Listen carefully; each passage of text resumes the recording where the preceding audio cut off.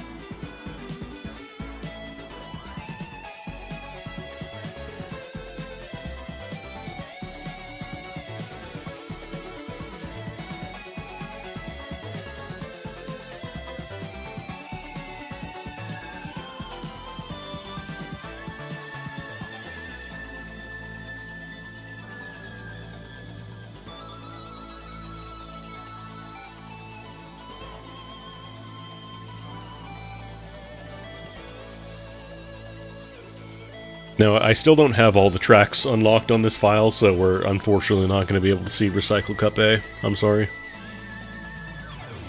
You only get Recycle Cup B.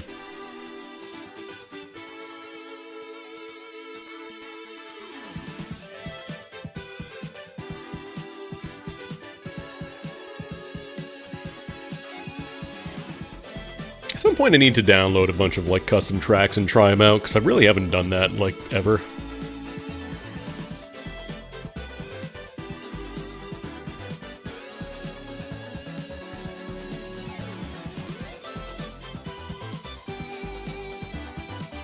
I do wonder what the new changes would require in terms of map design. Oh, they added a lot of new stuff. There's legitimately more stuff in this update. This is basically like the Rev 2, this is your plus R, this is your third strike. Like this is basically just the expansion for the fighting game. This is the next version, basically. See if there's something you want to put time into. I think you should. I'm biased, but I think you should. If you like learning fighting games, if you like competitive games, this game will probably scratch that itch. If you want a kart racer that's more of like competitively viable and not just like, you know, person in last gets lightning bolt or whatever in the last second and wins. There were some changes to everything. There are literally dozens of pages. I think by my count it was like 70 pages of patch notes for the entirety of the 2.4 patch cycle. Granted, a lot of those were just simple, you know, we changed a turn on this track, we updated graphics on this track. 70 pages of patch notes. That's not an exaggeration. When I first played Release Candidate 1 for 2.4, I went over the patch notes. I say pretty briefly, even though I didn't, you know, it was a good, like, half hour, 40 minutes of just reading patch notes and kind of explaining them.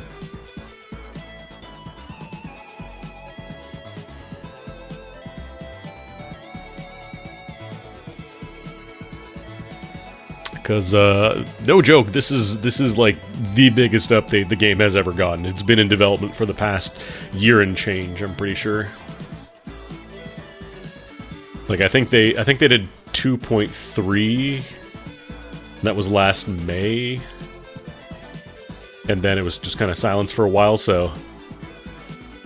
They've been doing the release candidate patches now. They've been iterating through those. And it's mostly been complete, but at the same time, they've still been ironing stuff out and fixing stuff. But this is the final 2.4 official release.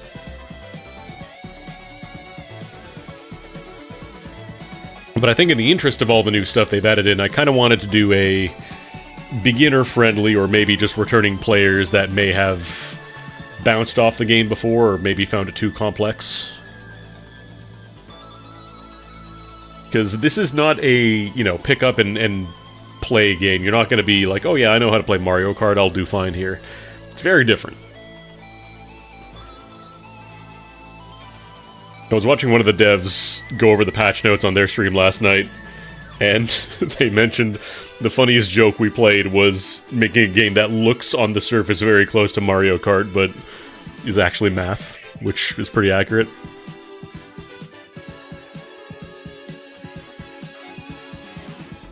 But yeah, this is Ring Racers 2.4. It is completely free. It is 100% free. You do not have to pay a penny to download this game. Let me actually get the download link in chat so you can download it for yourself and install it. There's the link to the download if you want it.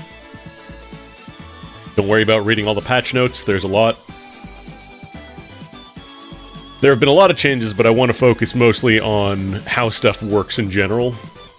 To kind of go over stuff, like how it plays, rather than just being like, oh, this used to be this, and now it's this. Because that's assuming that everybody's familiar with the old stuff. I want to kind of go from the ground up, go from basics into building into more advanced techniques, that kind of stuff. And yeah, the tutorial has been changed as well. It's now broken up into chunks that kind of become available to you as you progress through the single-player GP. So, like, when you get to a cup that has tricks, for example, it'll prompt you to do the trick tutorial. So, you don't have to do everything up front now. It's a lot more segmented, but at the same time, there's still a lot of advanced stuff that can be kind of overwhelming. And, of course, you can just skip it if you want. There are the passwords in the game file that's included with the game. So if you really just want to get playing, you can, of course, do that. But with that all said, let's learn some Ring Racers. Alright, goodbye fluvial beat deposits. That's enough out of you. Alright, so, Ring Racers is not capturing right now. Please capture. Thank you. Alright, Ring Racers are capturing. So, this is not going to be a fresh file because I do want to show off other cups and stuff, and I've already done, like, the first couple cups a bunch of times on stream now, so I'll be, we'll go through pass-through tutorial. So, I'm going to do just kind of a match race setup for now. So, first thing I should explain, actually, is character weight classes. So, left to right is acceleration, top speed. So, characters on the left side will have really high acceleration. They can get up to top speed very quickly, but they also have lower top speed. So, for example, let's say Sonic, it takes him a little bit to get up to max speed, but once he gets there, he's going to be a lot faster than, say, you know, Tails or Silver. It's no use. And then vice versa. On the left side, since these characters have lower top speeds, ring boosts disproportionately benefit them more. And we don't have to worry about what ring boosts are right now, but basically this is just faster acceleration, higher top speed. So, choose whatever your preference is. There is no best quote-unquote character in the game. All these are basically skins. There are no characters with, like, unique abilities. So, for example, you know, Tails can't fly, Sonic can't run, I don't know, Igus can't use gun. Yeah, Jack Frost is it's a Sega game. Well, it's a Sega adjacent game. So you're gonna see a lot of Sega cameos. I don't have all the characters on this file. There's Carol from Freedom Planet, because she's also Sonic adjacent, why not? Sakura from Sakura Wars. It's kind of whatever they felt like, but mostly Sega. So yeah, left to right is acceleration and top speed. And then top to bottom is weight. So top is lightweight, bottom is heavyweight. So for example, Bomb here is very lightweight. Can you fart so hard your balls explode? Thank you for timing the explosion thing to when I selected Bomb. So top characters, top to bottom, these are lightweights. So they get bumped around a lot by heavyweights if you bump into them, but they have better handling. And then down here are the heavyweights, which I only have Big as the heaviest class right now. But heavyweight characters have worse handling, but they don't get bumped around as much, and they charge drifts faster. So lightweight characters, for example, you know, you can corner usually pretty well, but then your drift charges, you know, much slower, whereas heavyweights, they don't handle as well, their drifts are much wider, but they charge their boosts a lot faster. And then there's kind of a rough division of classes here based on, like, the position in the grid. So, like, this group of 9, this is A class, this is B class, this is C class. And it's just kind of a rough approximation of, like, where your character stands and how you would play them. So for example, down here, these are the super heavyweights. You know, high speed, you focus mostly on driving really well. You try to avoid going off course. Who is the middlemost character in Mario the roster? That would be Knuckles or Emerald. Emerald. And yeah, there's the link to the manual that's also included in the game. I might actually pop that open to get that handy on a separate monitor, just in case I want to reference stuff. Where does that live? Online manual. You're not going to see this because it's in my browser, but I'm just going to keep this handy in case I need it to reference exact number or thing. Where's my chat? There we go. Yeah, there's also a special character who's kind of like 11/12 from Street Fighter. They have a gimmick where they change into a random character every single lap, but that is the only mechanically different character. Every other character is just functionally just their weight class determines how they play, so... Mokujin, yeah, I guess. So yeah, like I said, there is no best character in the game. It is your preference. I know there are some mods that allow you to change weight classes as you like, so if you know, let's say you really like Flicky, but you really wish Flicky was a heavyweight, there are mods to change that. So I generally roll with Whisper. Kind of a good balance between top speed and handling for me. Not like super lightweight, so she's not going to get bumped super far around, but she is a little on the lighter side, so she will get a little bullied by heavyweight characters. Don't worry about, you know, followers or anything. There's only one follower that has a mechanical difference, and it's solely for finding secrets in the single-player mode. Alright, I'm going to jump into Match Race real quick. I'm going to do Gear 2. And I'm just going to set it to myself so I can kind of explain stuff without having to worry about... you know, time attack specific mechanics or whatever. So, let's pick... I guess we'll just do Robotnik Coaster. Also, let me actually... I'm going to turn off all the items for now, because we can kind of explain those as we get into it. There's actually a really good tutorial now that has you... Like, you can play with all the items in a little hallway and they tell you about them. Where's turn all off? Oh, there we go. So, I'm just going to keep the rocket sneaker on, just for, you know, in case I want to show stuff off. The Cake from Hell is a follower in this game, yes. Followers are also kind of your horn. You can't spam horn, there is no, like, horn spamming, thank God for that, by default. There are mods to re-enable that if you like. If you played SRB2, SRB2K, and you really like your horns, you can do that. You know, the Cake from Hell from Millbleed. Alright, so I'm just going to jump into Robotnik Coaster here. Now, this doesn't have the starting mechanics, but it can kind of just show stuff off. So... if you played Mario Kart, or, you know, pretty much any kart racer in the past decade, most of the mechanics are fairly similar. I don't think actually, can I turn on button display? Is button display only for replays?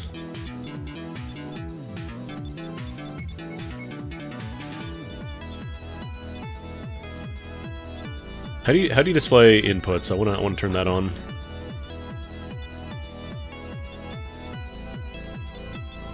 Also, I could show off one of the new things they actually added in recently. There's now a per-color saturation, gamma, and hue adjustment. So let's say you're on a weird monitor, or let's say maybe you're colorblind, you want to change shading of stuff, you can change saturation, you can, you know, shift the hue of a green. Let's say you want your greens to be red, you can do that now.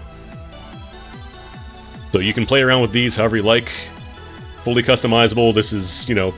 this is totally legitimate in any online mode. It's not going to lock you into some forced thing. They're all about the accessibility in this game. And then you can reset. Completely free. Completely free Mario.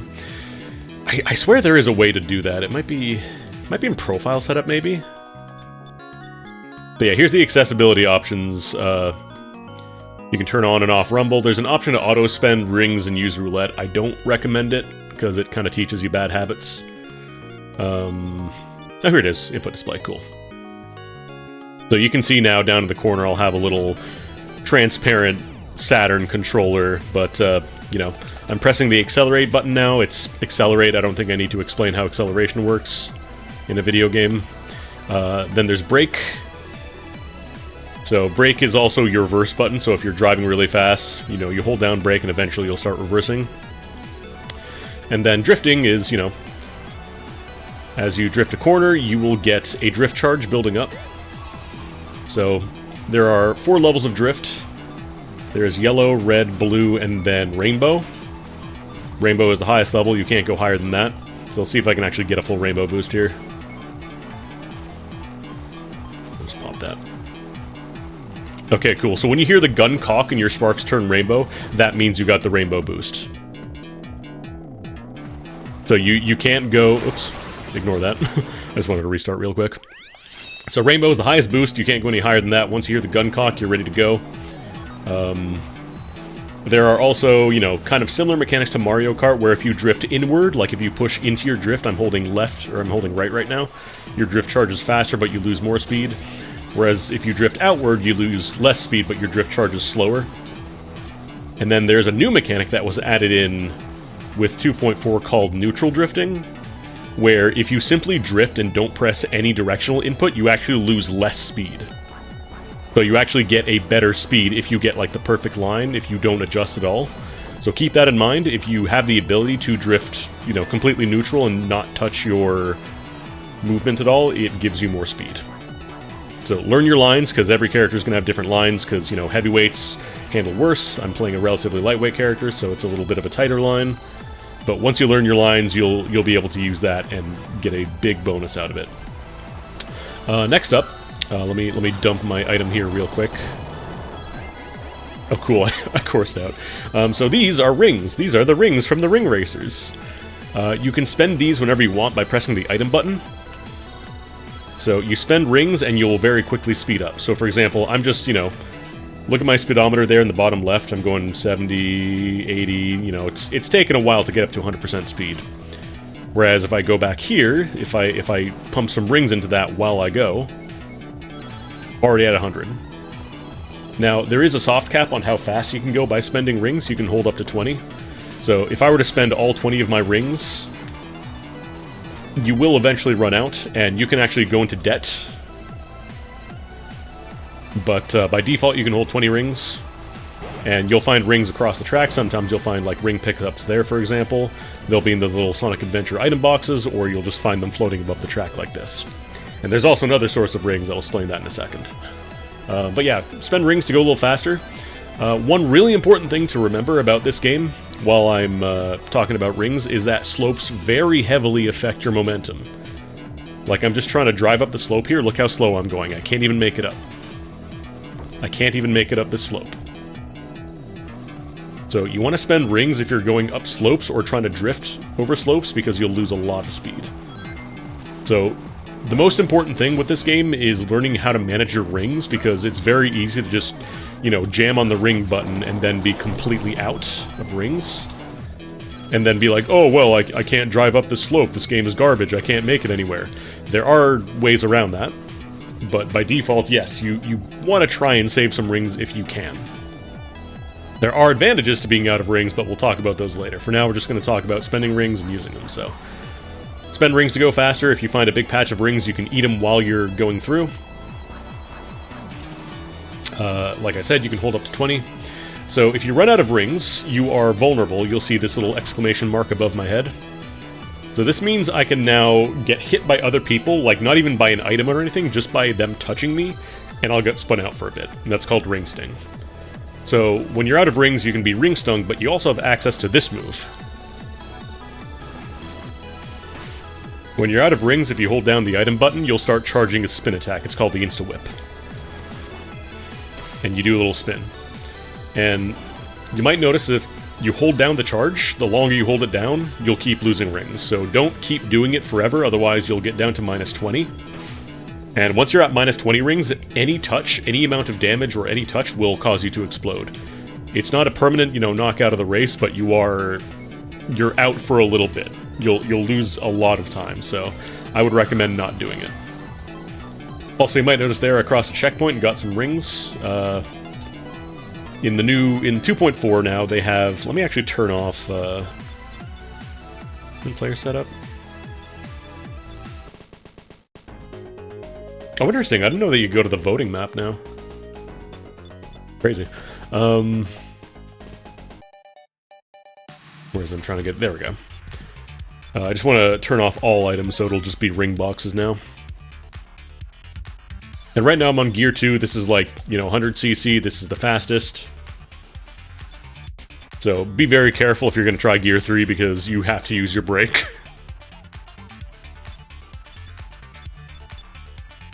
Oops, I didn't actually start a race. There we go. We'll go to Sonic Speedway for this one. Also, Lucy, thank you for the raid. Is the whip super important? It is the strongest attack in the game. The reason that Insta-Whip is so risky is because it is the strongest attack in the game. How's the game? I mean, I'm extremely biased. I've been playing this since it first came out. I think it's fantastic. So the thing with the Insta-Whip is that it doesn't really look like a whole lot. It doesn't look super special. But the Insta-Whip works against everything. Everything. If somebody's invincible and coming up behind you and you look back and be like, ah, this person wants to, thrash my ass. If you whip them, they will get knocked out as though they took damage. It doesn't care if you have big mode, it doesn't care if you're invincible, it doesn't care if they're shooting a missile at you, you can whip the missile and it becomes yours. That's another new change for 2.4. Anything in the game with the exception of the SPB can be whipped. So there's a reason they do not want you to just have access to it whenever.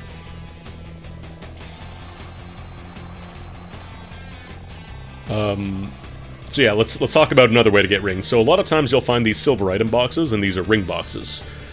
These will show up when somebody else picks up an item box in front of you. And normally you won't just see them laying around on the track like this, like somebody usually has to pick them up. And potentially they can be better than items, because when you pick it up, a little roulette starts. And the ring roulette is always fixed to show, 1, 2, 3 bars, then a regular ring, then a 7, then a jackpot. I'm going to teach you a huge trick here. Ready? I'm going to teach you a massive trick. After 5 dings, when you get the roulette, after it dings 5 times, that means you can get a jackpot. You wait for 5 dings and you press the button, you will get a jackpot. And notice how many rings I got there? I can actually show off as well. Because there is a payout mechanic where you get rings kind of in reserve when you're at the cap. So I'm at 20 rings right now. But when I got that jackpot, notice how I got 40 rings getting paid out to me in the corner there, the little blue number. And while rings are being paid out to you like that when you're at cap, you can also get a payout by collecting ring boxes like this. So if I drive over these, I'll get a payout as well. So as those rings are being paid out, you can actually spend more rings, and it'll get paid out faster, and you get a faster speed boost, but with the downside of it doesn't last as long. So it's a very quick boost, but you're kind of spending it all for a quick overtake or maybe one last second finish, Yeah, go for jackpots if you can. And one other really important thing to realize is that you cannot pick up items when you are spending rings or charging a whip. So for example, I'm charging my whip now, notice how I'm not getting any rings? So there's another incentive for you to not just hold down Insta-Whip forever, because you will not be able to pick up items off the ground. So if I drive through these boxes with whip charging, I don't get it. So if you want to pick up an item box, make sure you release the whip, or you stop spending rings for a moment.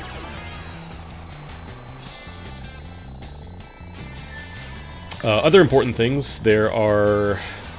Sometimes you will find, boost panels on the track, and there's other sources of boost as well. Also, yeah, there's another change for 2.4 where whiffing a whip will cause you to get locked out of using another one for a little bit, and it also locks you out of picking up items for a moment. So you want to be careful not to just be spamming the whip, But one thing I want to show off here is this is actually in the tutorial now. It used to not be on the tutorial. So you'll see these on the track, these little boost panels, and as you might imagine, they boost your speed pretty fast. But there's also an advanced trick called slip tiding, where if you release a drift, it doesn't matter how long you held the drift. When you release a drift while you're doing a boost, you actually get a really, really tight turn that retains your drift speed. So for example, you see that little vortex that kicked up behind me, that little swirl? That is a slip tide. And then when you charge a slip tide, you can also hold it for later. So let's say, Oh, I missed. Hold on, one second. So let's say, you know, I get a little boost going and it's like, oh shit, I want to turn. I want to keep this drift though. You can actually hang on to your slip tide. This actually isn't the greatest place to do it. I'll probably do it here better. So as long as you're drifting, well, I didn't build up enough of a charge there, but as long as you're drifting while holding the slip tide, you can keep that charge. And while the vortex is behind you, while you hear that little... Actually, let me show it off with the item. Let me go back to the item setup here, because then I can show it off a little easier with the super sneakers.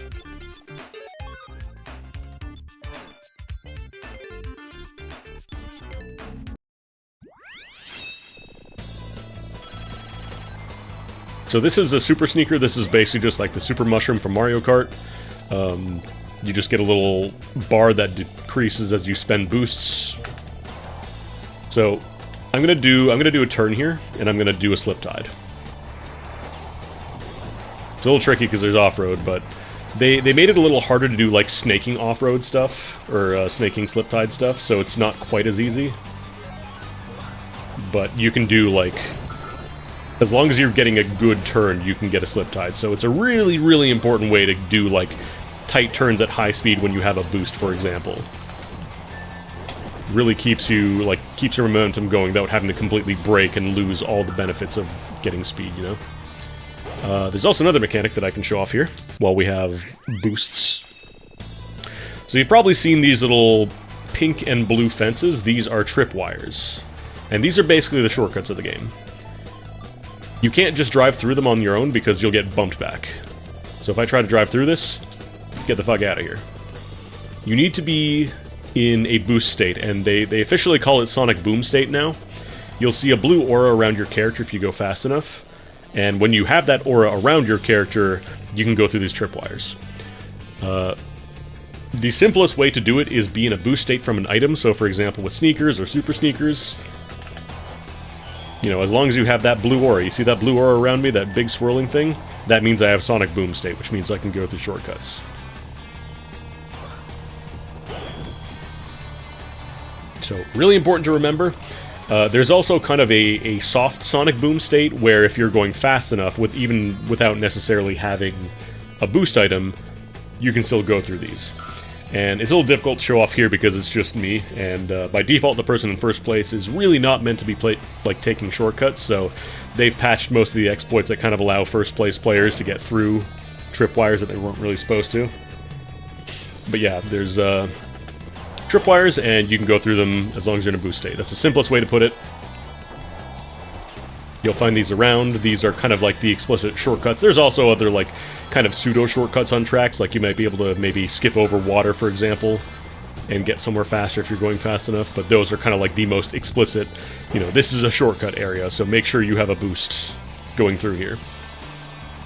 But yeah, simplest way to tell is look for the blue aura, and you'll be able to do it. There's also quite a few of them, so it's worth taking some time in, like, time trial mode, or just in, like, match race, turn off all the CPUs, go exploring a little bit.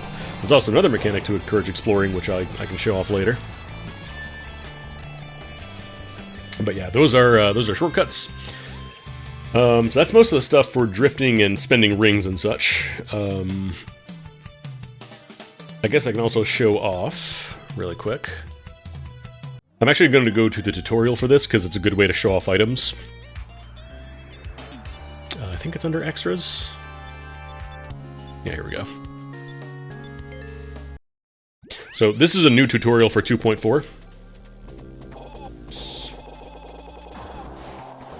I'm just going to skip through the dialogue.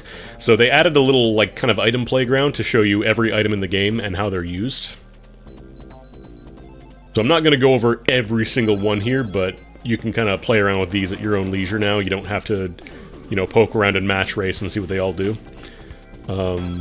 There are a couple of really important changes. For example, the super ring now is not just a quick little payout of rings. They also give you a speed boost, and these can stack up to multiple times based on your EXP. What is your EXP, you might ask? We'll talk about that in a second. But the big thing about the rings is that not only do they give you a little tiny boost, but they also let you do this in the air. So picking up a ring now has niche applications of being able to boost forward in the air, whereas before you couldn't do that. So like, let's say, oh, I really want to get off this hill a little faster. Ring boost. Now, by default, the ring boost does not give you Sonic Boom state, so you can't take shortcuts with that. Don't try it. Unless you're like right in last place, because the threshold becomes a little nicer the farther back you are. But in general, most items and stuff are, you know, drops are based on how far away from first place. They also changed the way that item distribution works now. So you can no longer memorize the roulettes now. Like, they are still fixed sets, but now the order is randomized, so you do have to watch the reels to see which one you get. Because it's not random items in this game. In case you were wondering, items are not randomized.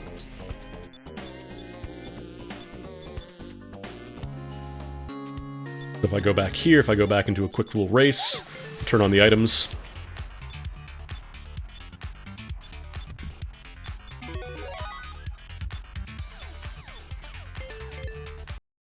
So for this one, we're going to see every item in the game because it's match race and it's fixed to look that way, but like every item you see in the roulette here, like you can stop it on that reel and you'll get that item.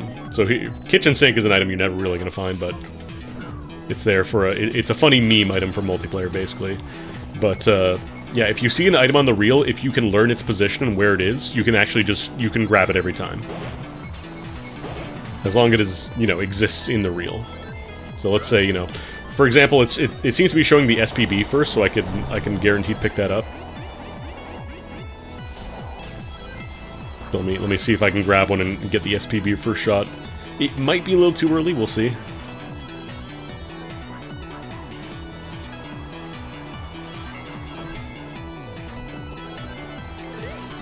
Oh no, I waited a little too long. But yeah, there's now a little click when it loops as well. Yeah, so did you hear that little click there? So when you hear that click, that means the roulette has looped through one time. And I'm not going to go over like a description of every single item in the game because there's a lot, and it's a lot more easy to test in the tutorial map where there's kind of like text about how it works, but items are really important because you cannot use rings while you're holding an item.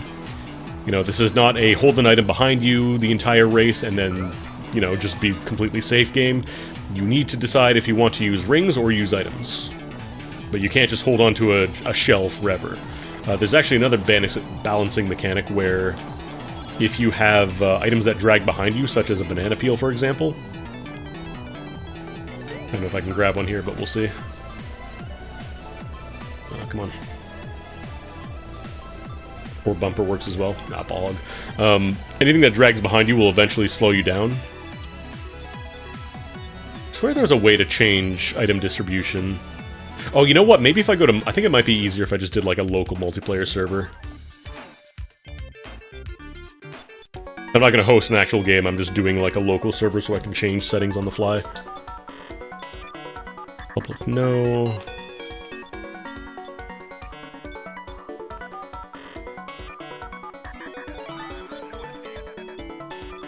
where is it? So yeah, I'll just grab some bananas. I should probably allow this game through my firewall. Alright, so this will let me change everything on the fly. So, bananas, they sit behind you as normal when you deploy them as, you know, as they would in the Mario Kart. But watch my speed. Notice how it's making that kind of like scraping noise like I'm driving off-road. So that means that I've been holding the bananas for too long, and I can keep holding them behind me, but look how much speed I'm losing on this drift, you know? Like, you're not really meant to be holding bananas forever, so the idea is that you can hold it for a bit if there's like a missile coming your way or something, you want to defend quickly, but you can't just hold it out behind you the entire race, because you're going to lose. You will lose all your speed by doing this, so do not try and do this. Also, another huge change for 2.4. Your own items no longer hurt you. So let's say, oh damn, I missed, you know, I didn't get anybody with my bananas. You drive around the next lap, you can pick them back up. This is such a huge change, and technically it is a nerf. Because people were using items to get around, like, tripwires before. So it's secretly a nerf, but it's a very fun nerf because it adds a ton of possibility to the game. So now it's like, it doesn't mess up your line anymore when you do it. But, At the same time, like, if you decide, you know, oh, I want to change the position of this for the next lap, just drive into it. Just drop it on your line. Oh, nobody got it? Take the line again. You'll get a second chance with it. And the really nice thing is that it doesn't take up your existing item. So, like, let's say I'm holding, let's say I'm holding a sneaker and then I touch my own banana. That means the banana goes into storage behind my sneaker, so I still get to use my sneaker as normal. But then, once I use up the sneaker, then, let's see if it actually... How does it work, bananas? Okay, it just stocks these up because they stack, but... yeah, you can stock multiple items as long as they are your own items. So you can't pick up multiple item boxes in a row, it won't let you hold more than one. But if it's an item that you personally dropped on the track, then yeah, you'll get it. And yeah, if it doesn't stack normally, if it's like a banana and you dropped a, I don't know, like an Orbinaut that's somehow still there, you can pick it up again. Or if it bounced, you can grab those. I don't remember if item drag was in... I honestly did not play a lot of SRB 2K. I didn't really care for it, it just kind of felt like Mario Kart again, which is fine, but I kind of prefer games where it's not just a bunch of dice rolls as to who wins, you know? So yeah, that's huge change for 2.4, really important to remember. Big change if you're coming in from Mario Kart or any other game, you can go for like really goofy stuff. Can I change... Oh no, it's under... I think it's under game... Yeah, here we go. I wonder if I can actually do this mid-race and it works. So I'm gonna grab some Orbinauts. These are kind of like the green shell equivalents of this game.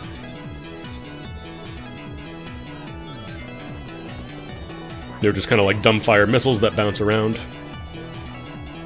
So let's say, for example, you know, I want to go for a really cheeky shot right on a corner. This map actually doesn't have a lot of corners. There we go. So somebody's in front of you and you're like, oh, I'm gonna shoot at this person, and then you miss. Okay, well, not a big deal, because you can just... Okay, that one bounced off my existing one, but you can drive into an existing Orbinaut and pick it back up. So anything that you personally fire will not hurt you, with one exception. And that is the... where is it? So there's a landmine item in this game. Proxy mine, landmine, whatever you want to call it. Actually, no, landmine is a different item. Proxy mines are a little more clear now. So these are bombs that you can either throw out in front of you or drop behind you. So you can see that it now has an aura around it.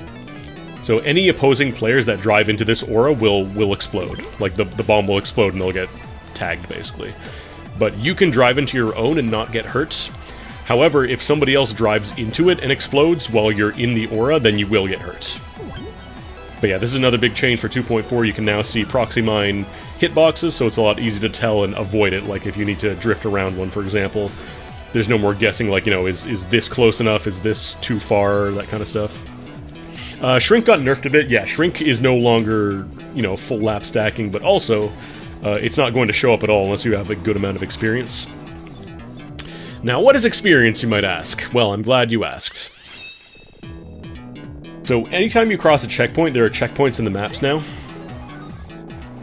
Crossing a checkpoint does a couple of things. It gives you a couple of rings, and also grants you some experience based on your positioning.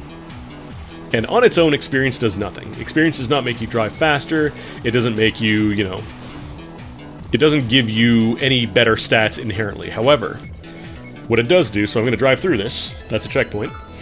Now, we only got one experience because I'm the only racer in this map right now, so it's probably not going to give me much of anything, plus items are fixed. But as you get more experience, your item odds of getting power items become better. And there are certain items that I believe have thresholds where you cannot get them unless you have enough experience to begin with. Basically, this is to prevent people from sandbagging and, you know, intentionally playing like shit for a lap so they can get really powerful items like Shrink or Invincibility or Grow or whatever. Basically, the goal has always been to, you know, encourage you to play well, to race, and try and go as fast as you can. So still, no, not necessarily. Like, you can absolutely still get, like, Shrink and stuff. Those are locked into higher experience now, too. I know Garden Top is the one big one. But yeah, in short, you cannot really bag anymore. Like, it's possible to play from behind still. Like, it's absolutely possible to catch up. but you can no longer, you know, bag for a lap and get a free shrink and then just win off of that. So you always want to try to be going, just drive as well as you possibly can. That's basically the end goal, is to drive as well as you possibly can. And the thing is, experience will not let you get, like, invincibility in first place or whatever. There are, you know, specific rules about when items will show up. But it does at least allow you to catch up to things faster if you've been playing well. Like, you'll have better odds of catching up and, you know, losing the race from a single unlucky item interaction because somebody else pulled invincibility and donked you or something. But yeah, the goal is to make it more... to encourage more careful play and actually trying your best rather than just, you know, person in last has thunderbolts and you're just dealing with shrinks every single race. So it's a lot more interesting if you ask me. And Grand Prix has also been changed to kind of encourage experience as well. So generally you want to just try to get, you know, drive as consistently and as well as you possibly can. Because your positioning and your score at the end of a Grand Prix is now determined by EXP total during the Grand Prix and not just, you know, your positioning. Also, yeah, there's another new change. When a race starts, until you get to the first checkpoint in the race, there will not be any item boxes spawning. So the goal there is to kind of just encourage, you know, go for first blood and go for skill to start, and then the items start spawning. So it's a little bit more of a fair chance for everybody to kind of get into position on their own accord, rather than just pulling, I don't know, invincibility on turn 1 and winning. But once I actually get into a proper Grand Prix match, I can show off the first blood stuff.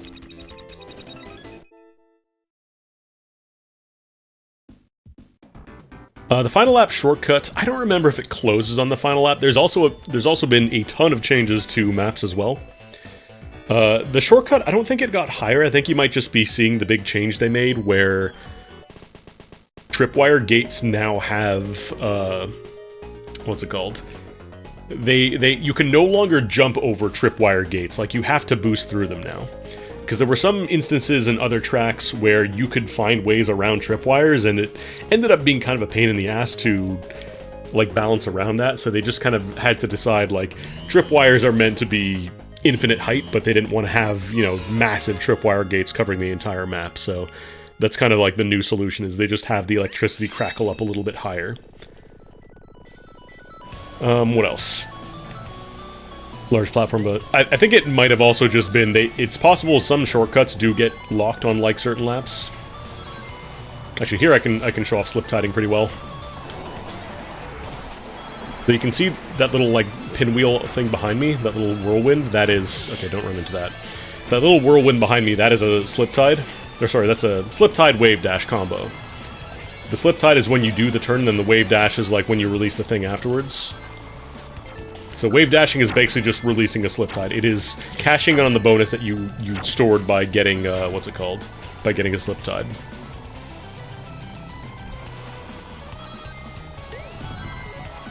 Yeah, wave dash, slip tide, there's a lot of terminology that is taken from fighting games.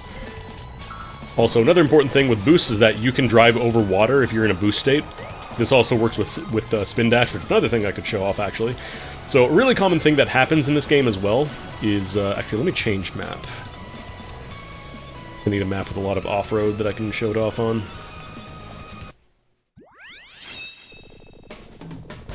Maybe spend all my rings. So a really common thing people run into when learning this game when they first play is going off-road and being out of rings. Because, like, look how slow you're going. You know, you can't exactly use Insta-Whip to get off, and it takes a while, so... They've now added a pop-up for when you're out of rings to kind of inform you about Spin Dash, because a lot of people were not aware it was a thing before.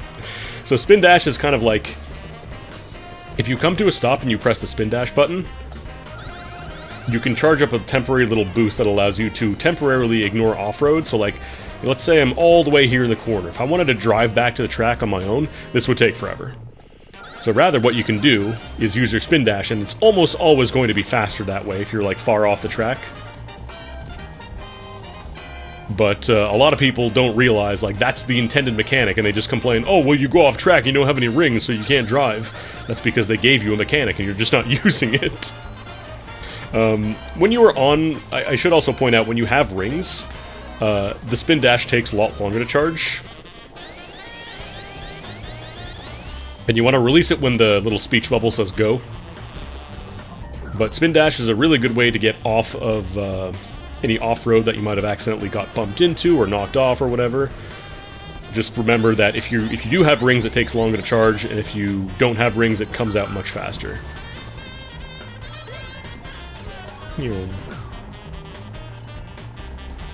What else? There's also e-braking, which is like you hold acceleration and brake at the same time. This on its own isn't really used too much. It's mostly just like there are certain niche situations. Honestly, this probably shows up a lot more in battle mode. But what it does, it stops your momentum, so like you're not going to slide down slopes until you release the e-brake. So right now I'm holding accelerate and brake at the same time. If I let go, I start sliding down. Well, the thing, they do tell you, like, this is how you get back on course with a spin dash. It's just, there's a lot of information given to you in the tutorial, so a lot of people kind of gloss over and just think, oh yeah, sure, that sounds okay, I guess. But yeah, spin dash is really important. That is your get out of jail card if you are in the off-road, and will almost always be a better choice than trying to just simply drive back on track if you're like really far out in the rough. If you're just like a little bit off, you know, like let's say you're over here for a bit, just, you know, that's fine to just drive back on. You don't want to charge a full spin dash. But spin dash is a great way to get back into the race. Or if you just get knocked out in general, like let's say, you know, you get slammed by somebody else, you're, you know, on the track here, you're facing the wall. You want to reposition, but you're bumping into the wall here. So what you can instead do is spin dash and adjust your aim, so that way you can get a quick little start off and be in the direction you want to be going right out of the gate. What else can I show off here? Actually, there's a better track that I want to do this on, because there's more mechanics to the drifting that I want to talk about. So one really important thing to remember about drifting is that you retain your drift state even when you're in the air. And this is really, really useful on certain tracks. Let me see if I can... What's the one I was looking for? I know it's really useful on one of the, I think it's one of the winter tracks. Sorry, I'm just trying to find the right track I'm looking for here. I don't remember what it was called. Oh, so there's a lot of tracks in this game. Turquoise Hill? I guess there's a trick you can do here in Turquoise Hill, but I want to show off, there's a different track that has more. Was it Ice? I think it's Ice Paradise. I think this is the one that I want. So, like I said, you retain drift state, like your drift charge level, when you're going into like a jump, which has a lot of applications, but the biggest one is what they call triangle dashing. And basically, when you release a drift while you're in the air, if you have a stored boost charge, also that's fast falling, I can talk about that in a second. When you release a drift in the air with a boost charge stored, it will do what's called a triangle dash, which allows you to quickly fall back down to the ground without having to bounce. Because normally, when you go into the air, if you fast fall, which is done by, I think there's a couple different shortcuts for it, I normally just use the spin dash shortcut. If you fast fall, it'll get you down to the ground quickly, but you bounce and lose some speed, so it's a really important way to reposition if you're, you know, let's say you're facing a bad way after you come off a jump or whatever. It allows you to quickly reposition, but you do lose some speed. However, triangle dash is basically a fast fall, but you don't lose speed. So for example, you see these springs in front of me here, those little red guys? I'm going to do a triangle dash around this corner, and I can show you something. So I'm going to do a drift into it. You don't need like a max level drift. And then I release the drift there. And notice how I didn't lose any speed when I fell. I just hit the ground at full speed and I got a little boost in the air, so that's called triangle drifting. I can do it here too. So it basically kicks you towards the ground without any of the downsides of fast falling.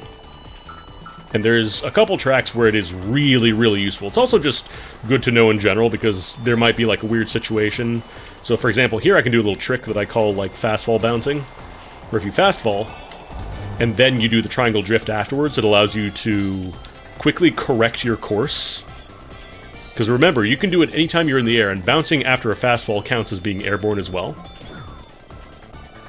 So if you get that drift going, I don't know if I actually have drift here. No, that one kills it. If you go through like a launch ring, I think it kills your drift, but in general, there's a couple different tricks you can do with it. So I'm going to do it again, and this time I'm going to do the fast fall bounce triangle dash. I'm going to combine my two things together there. So we're going to fast fall and then triangle boost.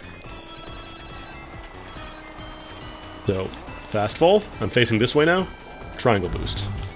And notice how I barely lost any speed there, and I was immediately facing the right direction. So little advanced techniques like that, you don't need to know them to, you know, do pretty well in the tracks, but once you get to like higher levels, they can be very, very helpful to know. But yeah, fast falling, look at my speed gauge here. 110, 105, 92, 50, so you slow down a lot if you do a lot of bouncing, so try not to bounce too much. Unless you absolutely have to. What else? Oh, there's one new mechanic they added for 2.4 that is very risky, but has potentially really, really good rewards. So it's called the Ring Bail. And I don't remember what the button is by default. It is basically the oh fuck, I'm going for broke button. It is the Dragon install of Ring Racers. If you Ring Bail, you immediately spend all of your rings and go to -20. And in exchange for doing so, you spend all your rings, you get a speed bonus, and you go down to 0 rings, which is useful for another mechanic that was added in 2.4. So I'm going to press the button now, and it does a couple of different things. Oh wait, there we go. Sorry, I didn't realize I had to hold it down a little faster, or a little longer. So ring bailing causes you to spend all your rings and get a temporary speed boost. But it immediately puts you into one-tap mode. So once you're at -20, remember what I said earlier about how any amount of damage will kill you, basically? You will explode. So you're putting yourself into danger mode. It also drops your item, so you can't just hang on to an item after ring bailing because you don't get to keep it. So it's meant to kind of prevent people from using cheapies, basically. The other important thing is that I'm going to pick up some rings here real quick. When you are in stun after using Ring Bail, you cannot pick up any rings for a long time. So I'm driving through these rings, I'm not picking any of them up because it is by design meant to lock you out of picking up rings for a while. So this is not something you want to just pop whenever you feel like it. This is very, very, very, very risky to do, but potentially has very good rewards. Can you still self-destruct by overloading spin dash? Yes, absolutely. If you hold down spin dash too long after it says go, you explode. Well, you don't like fully explode, but you spin out, you lose some rings, and you go into stun, so don't hold down spin dash too long. But it also does give you guaranteed like fast fall, and it doesn't have you like you don't do the bounce. So it's a really good way to like kind of get away with some steals after like big drops at the end here, because you don't have to worry about bouncing and losing speed. But the other important thing that I kind of need another person to show off so I could jump into Grand Prix is that there's another new mechanic called Voltage. Overloading spin... Oh, let's see, actually. We can test that. Okay, so I've spent all my rings, I'm at -20. So if I overload spin dash, I think it should blow me up. Yep. So that's what happens when you get touched or take any damage at 0 rings. You fully explode. You do respawn, but it is not recommended. Ring Bail, get hit, cross the finish line while about to blow up tumble. Oh, hell yeah. I didn't realize that was a thing they added. Oh, is that the working design signs that they added in? Because I know those were in the game before. Do they just add those in as like an actual Easter egg feature now? That's funny.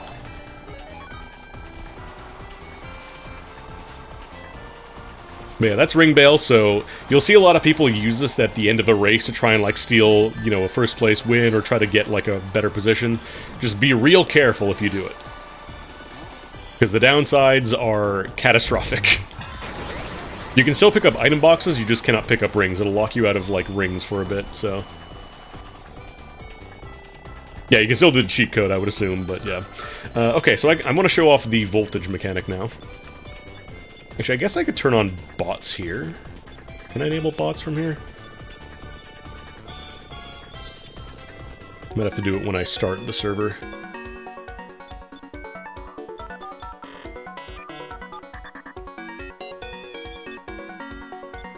I just do level 1 bots so they don't really try to dodge or anything. I don't know if maximum players... if I can get more bots. Let me just do, like, 8. Go up, not battle. So this race I'm not really going to focus on winning. I want to show off the... actually, I got to change items real quick. Gameplay options. Change these back to standard. Did they all blow out? Did level 1 CPUs just blow out at the starting line? Hell yeah. Alright, so now we have CPU players to show off a mechanic. Well, a couple of mechanics. First of all, I'm driving behind Mighty here, who's in first place. You notice there's that little sparkle? Might be a little hard to tell, but there's a little sparkle of ring, so that's your tether. And as long as you're driving... God, they're going so slow. Level 1 CPUs are not really trying at all. So this is kind of this game's overtaking mechanic, kind of like drafting in Mario Kart or whatever, when you drive behind somebody else to speed up. You'll see a tether appear behind that's denoted by sparkles. So as your tether gains strength, it goes from yellow... it goes from yellow to red to blue. Blue's the strongest. And then once it gets to maximum level, you'll see, like, dust kick up beside your racer's wheels, and that means that you've hit the maximum tether speed. So this is a good way to overtake, as long as you're driving behind somebody and roughly pointed at them. That will let you overtake. I need an attack gun to show off the other thing I want to do here. Oh, wait, that was one. Hang on. Okay. So when you hit other racers with items now, there is a new mechanic called Voltage. So I'm going to try to donk Amy here. Alright. So notice how now my ring counter has a little green sparkle on it. So that means by hitting another player, by attacking them successfully, I gain some voltage. And voltage is kind of like a secondary resource that you can spend to basically get a temporary speed boost whenever you want, as long as you're at 0 rings. Oh, sorry, amps, not voltage. Voltage is a different mechanic. So I'm gonna try to hit Amy again here. Be a little rude. The homing missile. Ah, I hit the wall. But once you have some amps, you get to spend them when you get to 0. It spends automatically. And you spend however many amps you got, basically. Let's see if I can hit somebody with a landmine, actually. Okay, cool. So we got some more amps there. The sparkle is more pronounced now. And this goes up quite a bit. You can stockpile a lot of amps. But once you spend all of your rings, once you go down to 0, at any point, for whatever reason, you enter overdrive. So notice there, I got a massive boost of speed, and my little ring gauge turned blue there for a second. So that was me spending all my amps to enter overdrive. And this is a really good way to kind of steal last second. Let's say you've got some amps stored up. You spend all your rings, and guess what a fast way to spend all your rings is? That's right, it's Ring Veil. So if you have, you know, let's say you've got a ton of amps charged up, and you really just need to be at 0 rings so you can enter overdrive, you can pop Ring Veil, and that will put you into overdrive state immediately. Just, you know, don't get hit after you do that. But yeah, that's another big change for 2.4. Kind of to encourage you to, basically to reward people for playing well and hitting other players. That isn't just like, okay, cool, you know, I'm in 6th place and I knocked the person in 5th out of the way. There's still 4th, 3rd, 2nd, and 1st to get through. So it's basically just kind of a reward for hitting people besides just, you know, crab bucketing, you know. Because let's say you hit somebody with a red shell in Mario Kart and a big pack of dudes, great, but there's still everybody else that's still there, so it doesn't really help you specifically all that much. I mean, this has been the 2.4 release candidate's been going for like a month now, a month and change, I think, so. Also, yeah, amps give you temporarily invincibility. I don't know if they parry with insta-whips, actually. I need to test that. But yeah, if you have a lot of amps stored up, you can ring bail and be safe for a little bit. Just don't expect to be safe forever. Yeah, so that's amps. That's another new mechanic for 2.4. I'm trying to think if there's anything else that I missed. And jump out of the server because I'm done testing that stuff.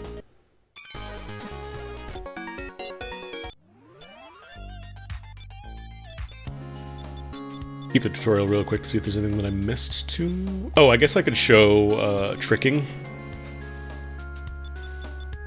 I don't remember where tricks show up. I might just go to the playground, actually, because this has a lot of the mechanics you'll find.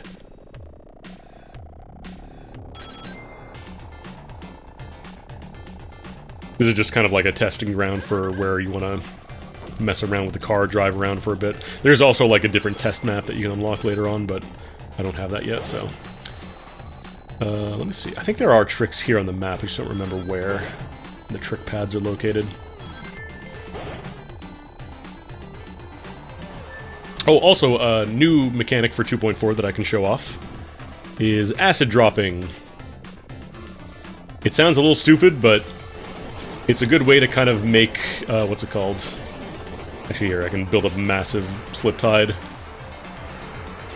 So another new change they did for slip tiding is they give you a little speed bonus for keeping a slip tide, for holding it, so...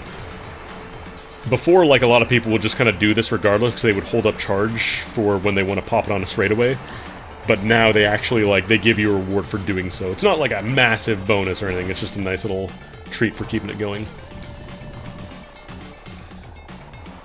But half-pipes are now a little different, so you can now do, like, half-pipe transfers, well, if you aim them correctly anyways. Basically, it lets you keep your momentum while going over a half-pipe without actually having to, like, fast-fall and have that weird, awkward fall. So I'm gonna drive up here. Did you hear that little noise, that little ding? So when you hear that ding on, like, a rail transfer, like a half-pipe, you can actually press the fast-fall button, and it will now let you just kind of gracefully slide back down, rather than having to, like, awkwardly do the fast-fall hop and lose a bunch of your speed. I think it can also pop in some other weird situations based on, like, the layout of the track, but generally it's for, like, half-pipe transfers, so... Yeah, it's just a little bit nicer, so when you hear that noise now, you can actually get, like, smooth transfers. I swear there were trick panels on this map. I don't remember where. This map also has, like, little bonus secrets in it if you want to look for those.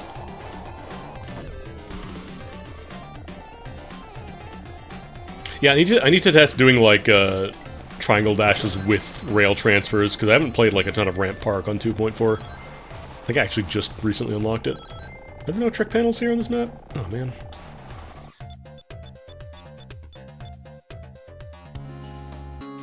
Might be under springs, I'm not sure. I might just go to a course that has a trick on it and I can show it off. It's probably... I think there is a trick somewhere on the map there, I just don't remember where it is, so... I'm just gonna go to a map that I know has tricks on it.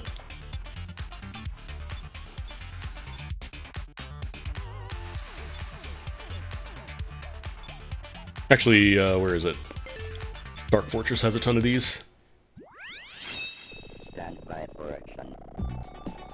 So there's another mechanic in this game called tricking, where it does get told to you in the tutorial, but I want to kind of show it off a little more in an actual course context here.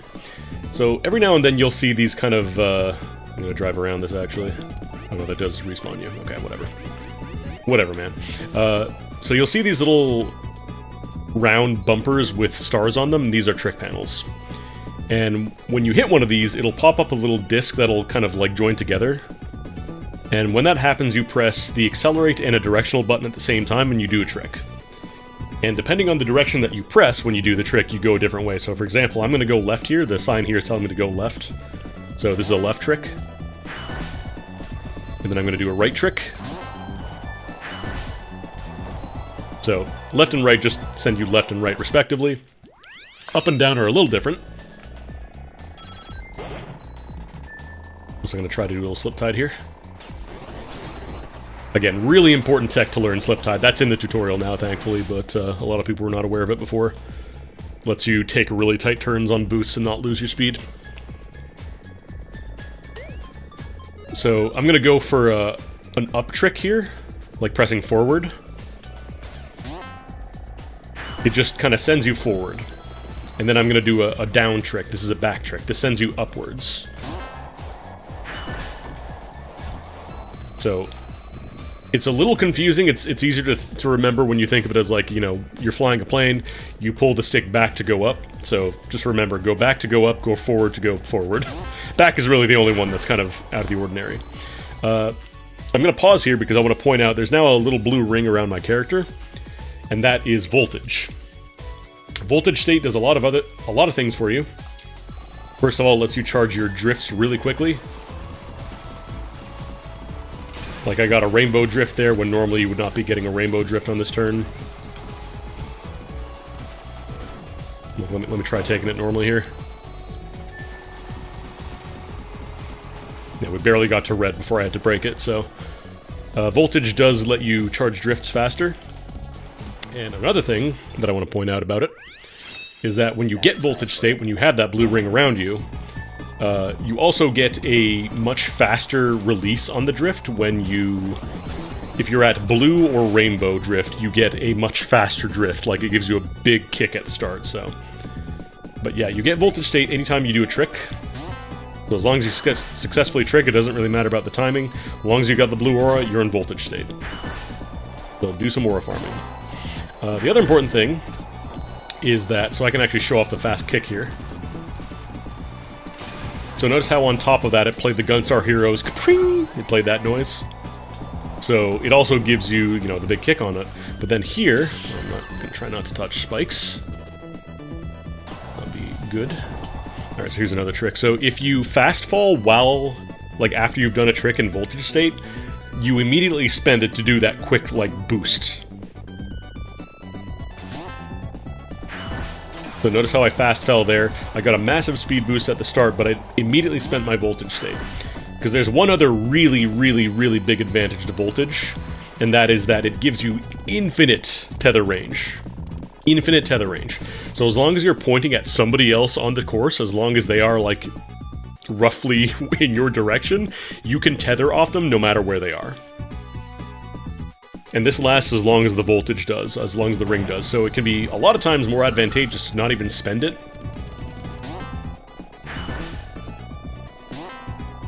And just hang on to it and not, like, try to go for smaller drifts rather than going immediately for the full rainbow. Oh, jeez. If you do take damage, you lose state. You lose voltage, so try not to do that. I don't know if it boosts your acceleration. I thought it was just the, I thought it was just tether boost. Not entirely sure. But yeah, I think generally... Ooh, save myself. Generally, I think the best option if you're not sure what to do is just try and keep voltage, because I find the tether to be a lot more useful than a temporary, very quick boost. Does give you small boost? Okay. Oh god. That's the thing with this game, like, there are so many little decisions that you're making, it's a lot more interesting to play compared to, you know, Mario Kart, where absolutely no shade against the game. But you get into first place in Mario Kart, you just kind of sit there until somebody either hits you with a lightning bolt or, you know, finds a way to break your shell with, like, a blue shell or whatever you're dragging behind you, so...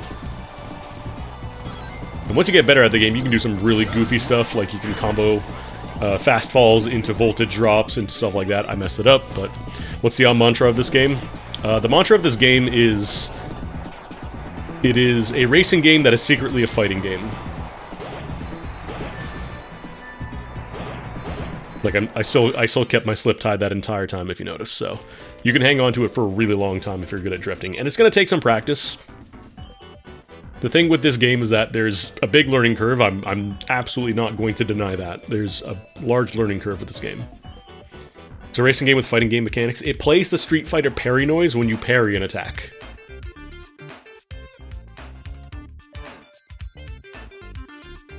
I'm trying to think if there's anything else that I missed for, like, the basic mechanics. And I know, haha, he said basic mechanics and he's an hour into the stream already, haha, funny joke, Andy. Yeah, burst, I could show off burst, actually, that's a good point, thank you. So, in the interest of being more like a fighting game, they added burst, which is Dragon Install. I was showing off Ring Bail earlier, but if you take damage and you hold down the Ring Bail button, like, I'm gonna ram into these spikes here. If you ever get into a position where it's like, oh no, I really, really, really need to get back on track right now, and you're in like a tumble state from getting hit, you can hold down the Ring Bail button, and it will activate Burst, which immediately starts Ring Bail, and puts you back on track, basically.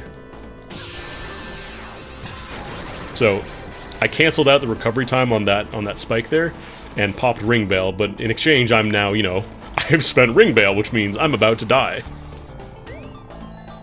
Yeah, sorry, you got hit by the Mario. The funny Mario. But yeah, this game has a burst button now, so... not beating the fighting game allegations.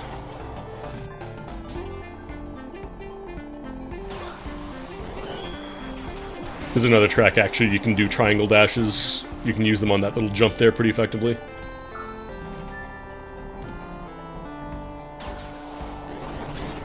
Oh god. Just be careful when going fast, because it's very easy to go off track. Also, really, really, really, really niche application of things here. But it is possible when you go off the track. Because when you hold down the acceleration after falling off track and respawning, you get like a little temporary boost. This actually counts as a slip tideable boost. So if you drive off and you decide, man, I really want to turn really hard right now, you can slip tide off the little bump you get here. It's really silly. I can't imagine there's a ton of use cases for it, but it is there if you want to. Wow. But yeah, burst is... There isn't like a burst meter, it's just as long as you have rings, you can burst. So like, let's say, you know, I'm going to take a hit here from these guys. I'm going to try not to drive into the speed panel there. Okay, don't spike your... Remember, activating burst does spike you down, so if you're, you know, above a lava pit, for example, maybe don't do that. But yeah, as long as you have rings, you can pop Ring Bale. And that is the same as burst, so as long as you have some rings, you can burst.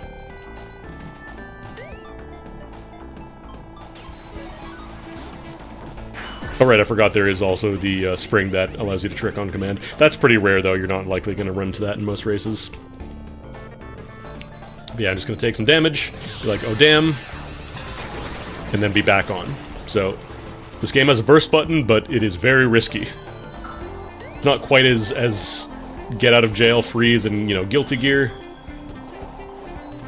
Not to say that it's not, you know, it does have a risk using it in Guilty Gear, but at the same time it is a lot riskier here, so just try not to abuse it. A lot of people I'll see, you know, press the Ring Bale button, be like, ooh, I get to go fast, that's a great button. And then for it, you know, completely fail to realize that they are now about to die. Yeah, I'm gonna triangle dash there. Oh, I'm not gonna miss Shrink showing up every minute, man. I'm not gonna miss that at all. Oh my god. I do not miss Shrink. I know it got nerfed, but even then I'm not gonna miss it. Shrink is... What if you could just enter big mode whenever you drove over a laser, which are tremendously easy for you to do, and also stack enough grow charge for an entire fucking lap? Yeah, exactly. Like, it's the same way... It's the same thing as, like, learning a fighting game.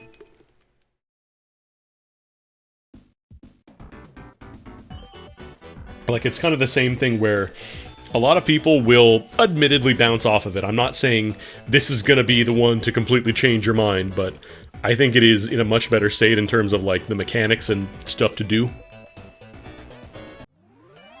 What else? I guess I could show off a couple Grand Prix, just kind of, like, show off racing in general. Because mostly these have been controlled environments, but now I actually want to kind of show off a proper race. I'm gonna do Intense, I'm not gonna do Gear 3. Because I've done all the cups with the exception of Recycle A. I gotta unlock that. I don't remember how you do that. God, I got an E rank on Power Cup. I'm stinky. So let's pick a cup here that I don't normally get to do, because normally I end up doing like the first few rows. Let's see. Oh, also there's I should point out there's a couple of new courses as well. Lost and Found tracks, I don't believe there's a cup for those. Those are just for, like, match race and online play. Because Lost and Found, they added a couple of new maps. This one is a secret. I will not tell you how to get it. You can figure this out for yourself.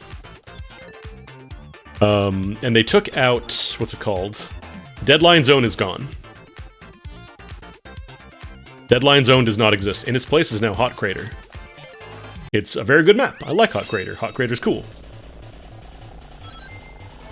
Very high-speed map. Deadline Zone was just way too fucking janky, I think. Also, I'm still keeping my drift. Notice my drift here? It's still there. I kept it that whole time. Yeah, Deadline, like, it was a difficult map to play, but also, like, it was just really janky in a lot of places that didn't feel good when it happened. Oh god, I missed the spin poles there. There we go. Zoom.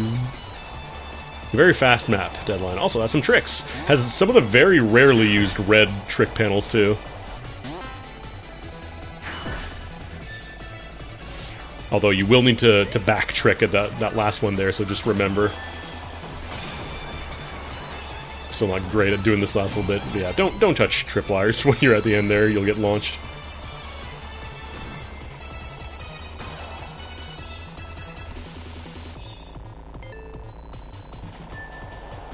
You are supposed to fast fall here, but you can choose not to and just hit the height limit for the map if you like. Also, the mechanics on Bubble Shield have been changed where the strength of the bounce when you fast fall with Bubble Shield, because normally like it causes you to bounce when you're not in first place. Oh, interesting. Maybe found a little bug there. Time for 2.5, everybody. See you in 2.5, everyone.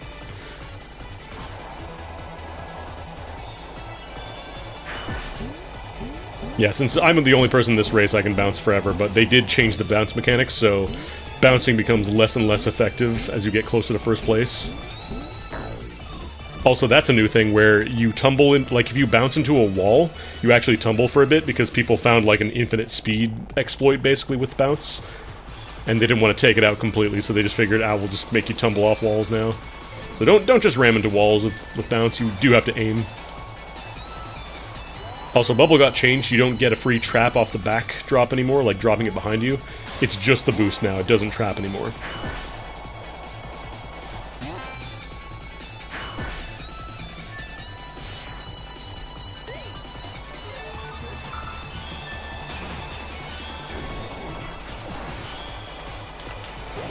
Also, when you get a lot of speed on these loops, you go so fucking fast. Comically fast. The regular, I believe shooting forward and just like, I don't remember if you can drop it in place, but you can still do the old trap behavior.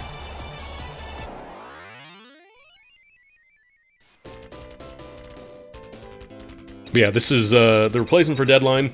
It's still in the game's data. If you want to do like a custom track or you just really want Deadline back, you want to run it on your own server, you can just grab it.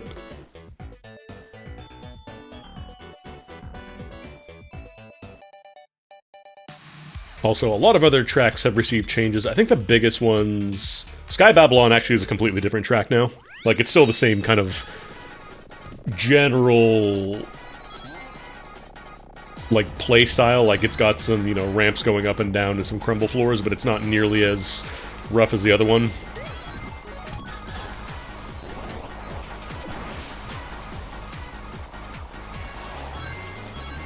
Basically, I think people will be falling off the edge a lot less in this version of the map. Like, here's where the crumble floor is, it's still there.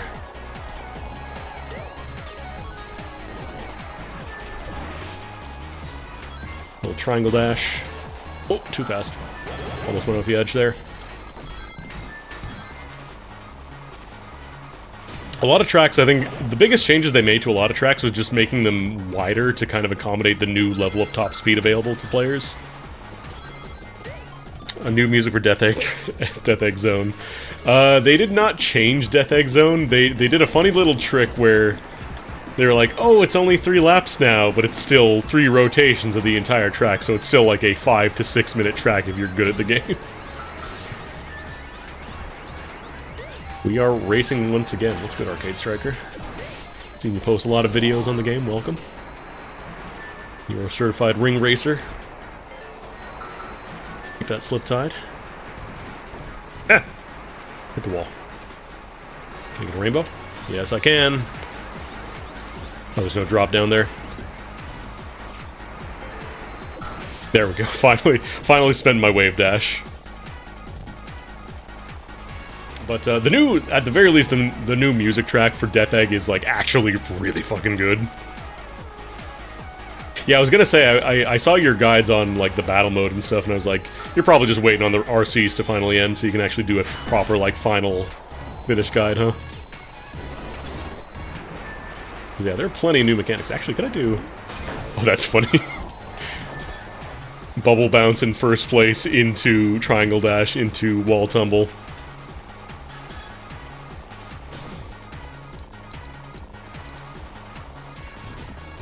Death Egg is still a bit of a meme, but I don't think that's going to get changed. Can I pop these, actually? I don't know if you're allowed to pop wall spikes with water shield. You cannot. Okay. Had to test.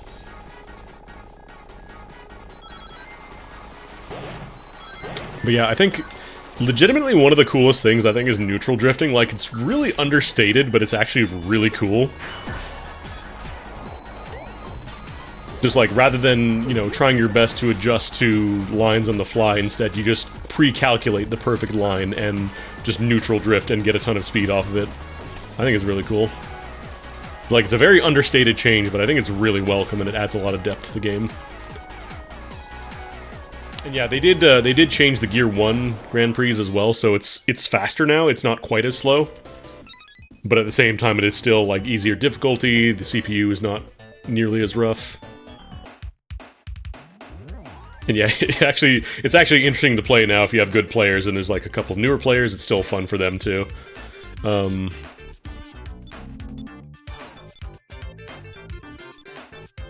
Yeah, let's do a Grand Prix. Will I teach you about special stages? Yeah, I could do that.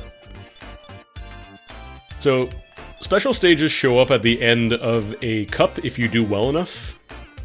So you can see these ones have little flashing emeralds beside them. I don't know why it's not... I've definitely gotten, like, some of the super emeralds. It's not marking them for some reason, though. But yeah, if you do if you do well enough on a cup, you will get a chance at a special stage. I don't know what cup I want to do.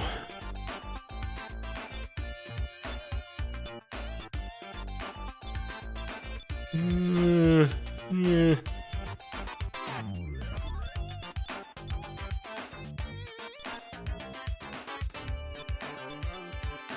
What has Melty Manor? This Melty Manor? I think it's one of these row, like the bottom row cups on this one. I just don't remember which one. Aquatunnel Water Temple is it the Aqua Cup?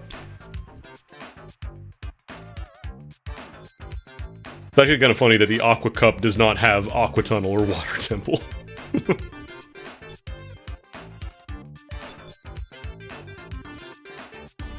Also, I don't actually... Let me test something real quick, because I'm very curious. Okay, I was gonna say, they had the funniest possible chance to have Hydro City versus Hydrocity and have it change every time you play it, or like change it every single patch. Water Palace's Flash Cup. Okay, let me check and see. I would have loved to see that, like Hydro City versus Hydrocity just randomizes every time you play it. Alright. Flash Cup.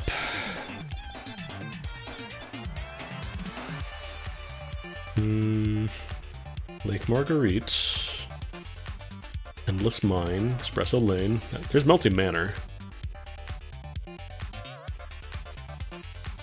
Actually, this does have Leaf Storms. Maybe I'll do this one. I'll get a little bit of Naganuma in there. I want to play Melty Manor. I like Melty Manor. Alright, so actual GP. They're actually on a decent difficulty now, so they will actually try. So, another thing I can show off now that we're playing GP is the position mechanic, where before a race starts, you actually get to drive around freely. There is no, like, fixed, 1 to 8 position or whatever. And the first person to cross the line gets a temporary speed bonus. The thing is, if you cross the line before the timer stops, or before, counts down to 0, then you actually get a penalty, and you can't... You basically get taken out of the race for a second, like you have to wait to start racing, basically, so... It's a game of risk versus reward. You have to decide whether or not it's worth it to, try and go first.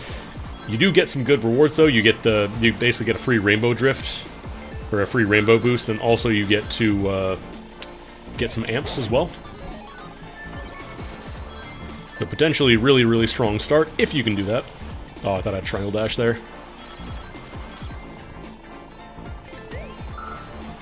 Yeah, Melty Mana is really fun. There's a lot of cool tech you can do there.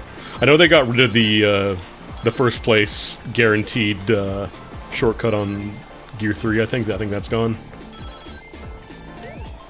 But yeah, now that we're actually playing with other people, you can see I've got like 50 experience points now, so that means if I do fall behind, I'll get much better payouts for like jackpot rings and better item mods if I want to go do, what's it called? If I want to try and go for like shrink or invincibility or grow or whatever, they'll show up more often.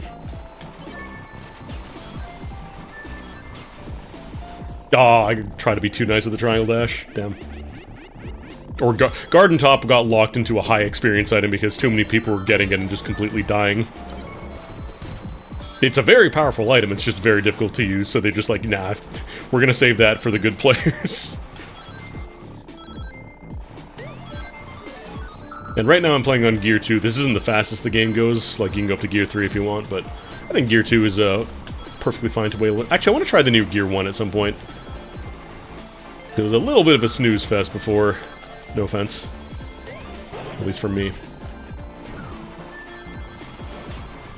Also, I should point out that amps are given to, like, placed items as well, so if you're in first place, you drop a banana and somebody else touches it, you gain amps, even though they're not, like, directly nearby you. Yeah, Grand Prix is now given... It's now ranked by experience bonus rather than just placement. So the goal is now just play as well as you can, rather than just simply getting first at the end. Here we go, Melty Manor.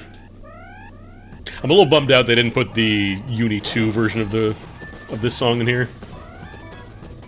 Maybe in 2.5.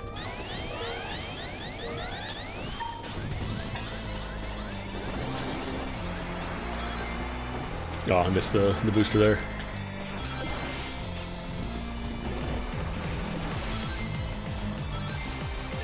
Because this is the Melty Blood theme that was remixed for Under Night, that got used for Eltman's theme. And then in Under Night 2, there was another version of this made that has additional stuff in it, which sounds pretty good. Oh, I want to try and be real nice and pick up that thing there. But yeah, experience, remember what I said, how it is given to you based on your position? Back off, get your own sandwich. So now it's more of a focus on like trying to play well between checkpoints, like you can go for last second checkpoint steals rather than just at the very end, you know? How much of a boost do I get in first place actually if I do this? Oh, you come to a dead stop, huh? Noted. I will keep my voltage state then. Try tether, so you can go for an overtake. Probably don't need to... I feel like I'm CPU. I'm keeping this bubble for so long. Good morning. Oh god. Right, that is half pipe. I can ask to drop that now. Let's go for a jackpot. Yeah. Not doing so hot here. On my way. As the race goes on, roulettes get faster and faster, so you can't just, you know, memorize the timing on a jackpot or whatever. Oh god. I saw that mine arm like 1 second later. The instant that I passed by it. That's scary. Little creeper. A little creepy.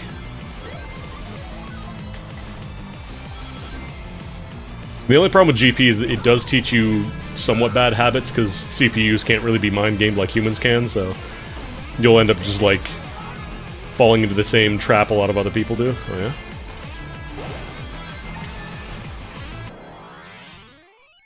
Because CPUs are, like, they're very good at timing when to use items. Like the bubble shield, for example, they will, like, just dunk you if you try and drive up behind them with it. But they will always fall for, like, kind of a mind game if you try and drive up quickly to them. They'll try and pop the bubble, they'll try and, like, deploy it. Like, you can kind of fake them, but it's still very, like... It's a lot like practicing against a CPU in a fighting game. Like, you will learn how to play, but it's not gonna teach you the best habits, necessarily. Also, these are bonus stages in single player. These are just... You gotta find a little egg prisons and bop them with items, or whip if you got it. If you're out of, orbs. There we go. Oh my god. I hate when that happens, when CD just falls in the abyss. Sometimes when you pop an egg prison in this mode, you'll get a CD drop, which gives you an extra music track. But it fell into the abyss, so I don't get it. Great! There's also passwords. You just unlock everything if you don't want to bother with the single-player stuff. If you're just here to play multiplayer, that's totally fine. They give you a passwords text file with the game. Actually, I can show something else off here, too. So now, the new mechanic of... You can whip stuff on the ground. Like, anything, let's say somebody drops a banana or whatever, you can actually whip it and pick it up now. So you can do some goofy stuff where, like, you pick up the landmines in battle mode. You pick these up for yourself.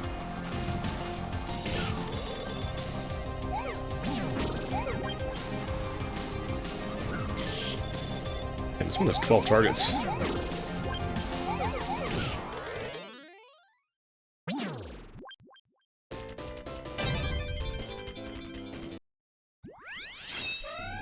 Alright, Mr. Naganuma.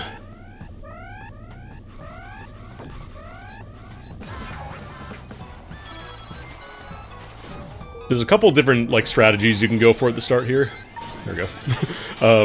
You can try to be, like, just go for, you know, the spin dash, but in online play, people will bully the shit out of you if you do that.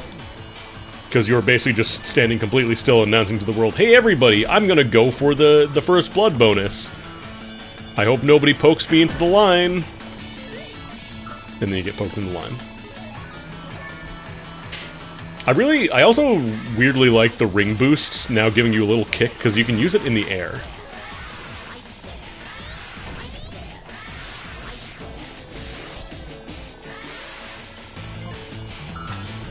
Ah, I dodged it.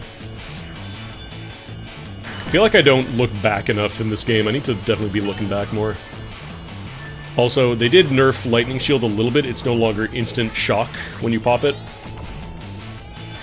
But in exchange, it now gives you a speed boost.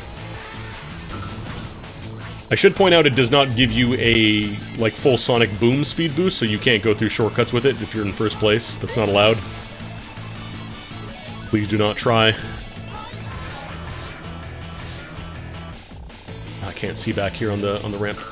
That's yours. Okay, good. They got shooed.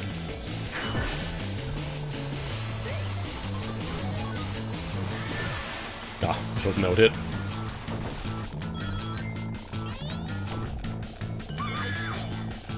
Oh, are you fully invincible while charging the lightning bolt? Cool. Didn't realize that was a thing. Probably shouldn't be going for, like, super, super wide drifts at the start there. Actually, can I keep triangle? No, I don't think you get to keep boost state here. I think you lose it. Pardon.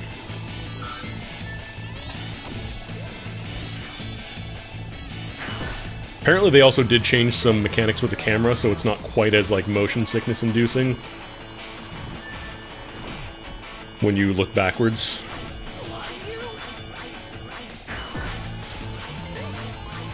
Yeah, it's not quite as easy to kill an SBB with the lightning now, because I think it used to be the only way you could kill an SBB, right? Pretty sure lightning is the only way you can do that. Like, invincibility, I don't think that... Does that protect you, actually? Still is? Okay. Because it's pretty rare to be in a situation where you're in first place and you also have invincibility. I've never really gotten a chance to test it, but... probably could. Set stuff up in match race mode and see what happens.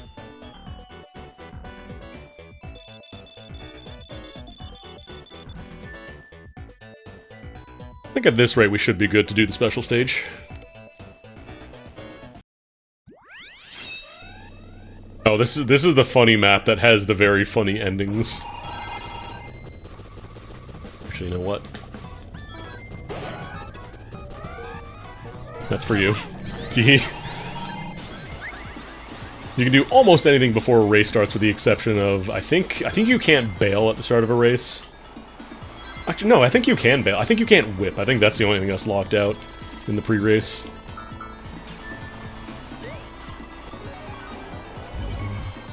Yeah, like you can do stuff like the ring boost there to kind of offset the speed loss you get from fast falling. But yeah, I also did get amps for hitting the person, for hitting Heavy Magician there during the position, so... Triangle boost. This is another good map where you can get some funny triangle boosts at the very end, like over here, if you angle it just right. You can either do the fast fall triangle boost, or you can just do it raw at the top and pray you don't touch a balloon and go to hell.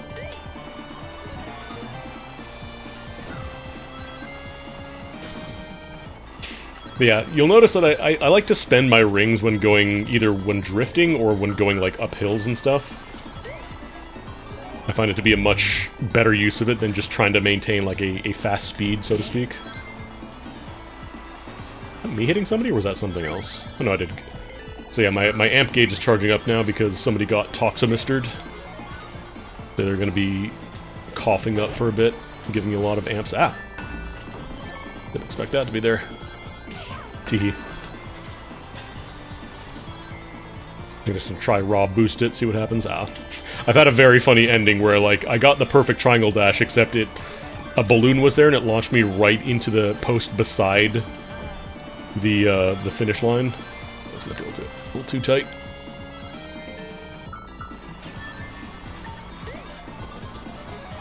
One thing I notice about this version, it feels like random CPUs just, like, they lock in and go ham.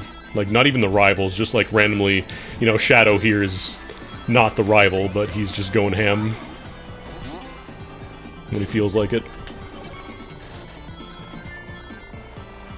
I think I'm just gonna go for the safe fast fall triangle.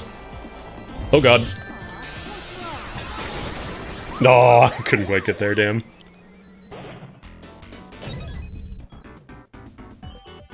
I was really hoping I could sneak out a quick win with the burst and the amps that I had stored up, but it wasn't quite there. You'll see a lot of people just pop ring bail at the end of a race, which can be good, but I think it's a little too common. I think it's probably not the best plan to just stockpile absolutely everything for the end, you know? Bing bong. Can I shoot up here, actually? No, that's too high. It's also very funny in Egg Prison mode, because now you kind of just shoot a bunch of orbs out everywhere and they won't really hurt you anymore. Just remember what I said, when you can pick up your own stuff, that applies to orbs. Or you can go for really goofy strats where, like, you stockpile 6 orbs by just bouncing them and then picking up another one. Ah, CD I can actually get. Beautiful.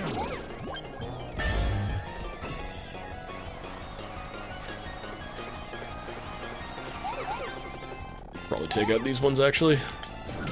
I'm running out of time.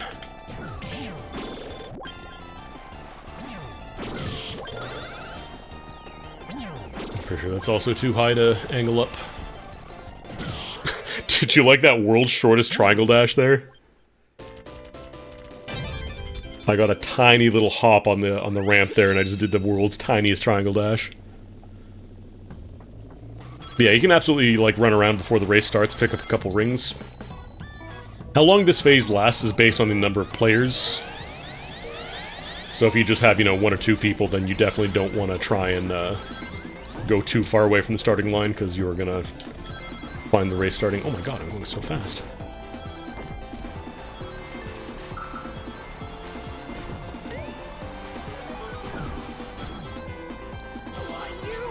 Nice. You can triangle dash here. I don't think it's, like, really great, though. You don't really get a ton of speed for it.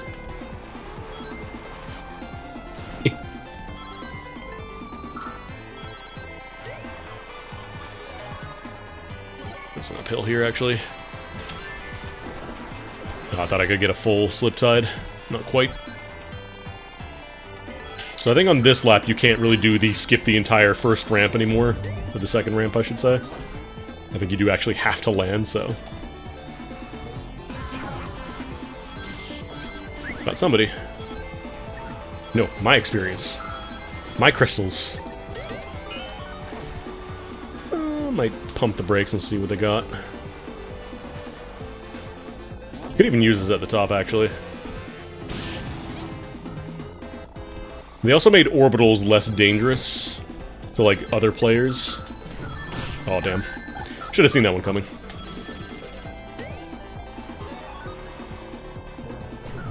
Might be a little too early to shoot that. Okay, we're going. Oh, it popped my overdrive, that's why. Like, why'd I get such a huge boost? Because it spent all my rings, I wasn't paying attention. I'm gonna save this jackpot. You don't have to spend your jackpots immediately, or your roulettes immediately. So for situations like that, where the payout would be going out while I was on the spring, it wouldn't do anything for me, really, so... would have been smarter to just simply not. Nope, nope, nope. Getting a little messy over here. No, my experience.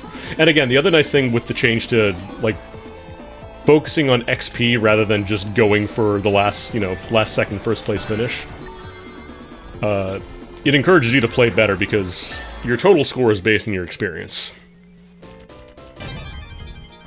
So it's not so much that I finished first there, it's more just I played well in general, so I got enough experience. And I think that should be enough for the special stage.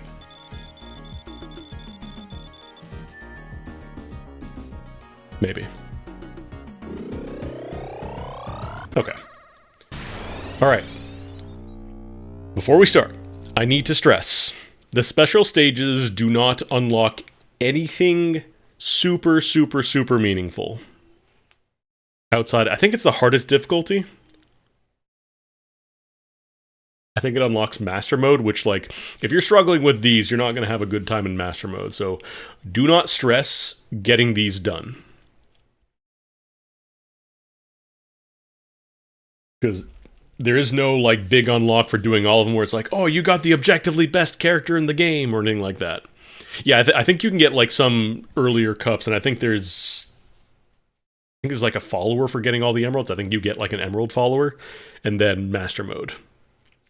But if you're struggling with this, don't stress it. I cannot stress this enough. These are completely optional. They are not meant to be something you ace on your first try. And a lot of people get mad when they play these because it's like, oh, well, I failed. I'm not going to get anything cool. Nothing meaningful unlocks from these. These are strictly, basically bragging rights. So, don't worry about it. With that in mind, special stages. You have to break a UFO catcher containing an emerald. And you can tether off them like you could regular racers. This is actually one of the second tier emerald courses, so it's a little trickier.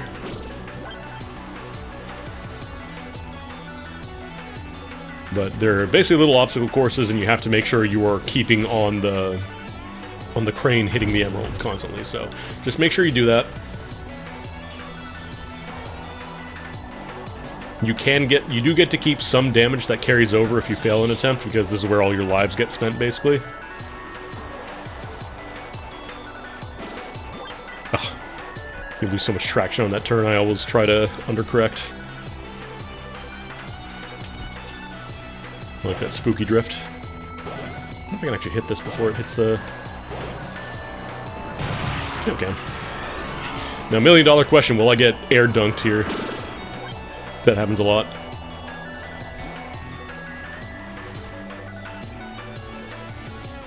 Could even try for the SPB on this one, actually. Let's try that. Actually, that's way too wide.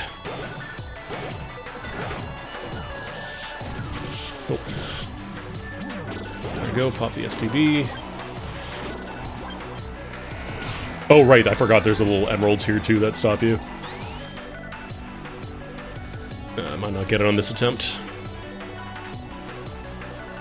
Let's see. I think I can still bring it back. Okay, cool.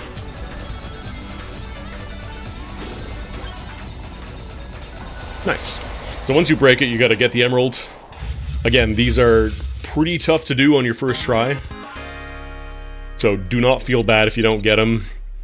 It's gonna suck because you've probably played a Sonic game before, you'd be like, oh no, I don't get to play Super Sonic. You don't get to unlock Super Sonic, sorry.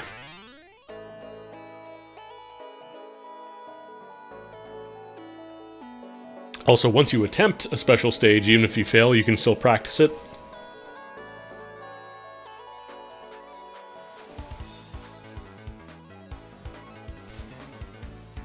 Let's see if it's actually going to keep the emerald this time, because I don't think it was saving them properly. Maybe it's just because I was playing from the RC.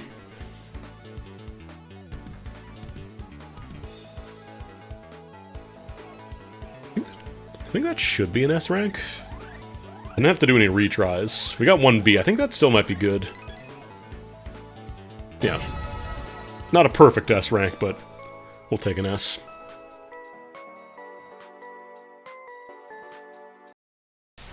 Oh cool, it was mail. It's interesting that that just happened to trigger when I got the 1 cup, like I just entered the 1 course. Yeah, mail is just you collect a lot of rings. Shout out to Popful Mail Gaming.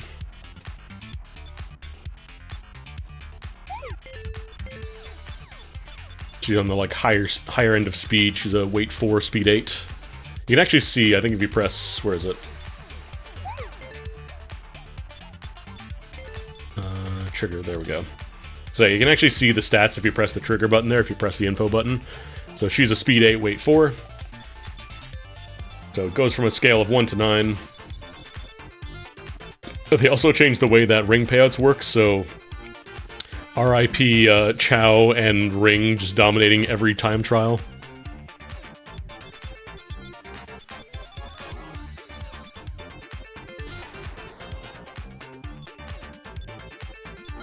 There's also the time attacks, which are basically time trials. These are locked to Gear 3, you cannot change them. Actually, I don't know if I have...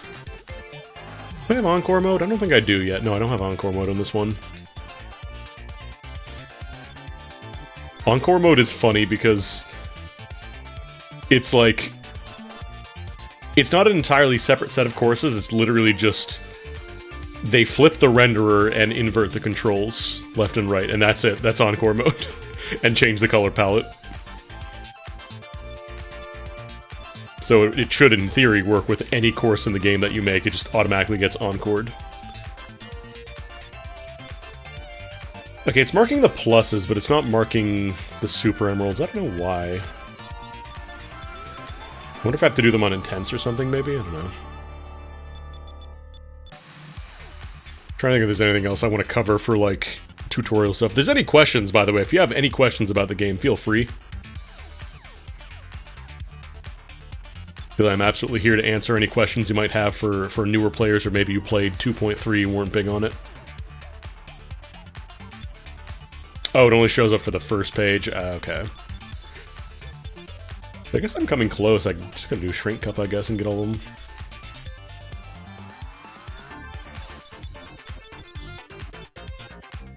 The recycle cups are, like, revamped versions of original tracks from SRB2 Kart.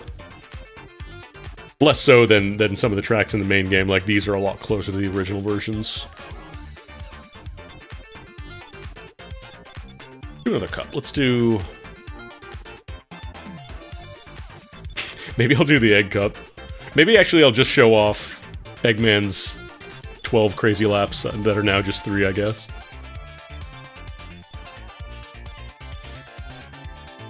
Can I do... Maybe I'll just do time attack, actually. Do it on Gear 3.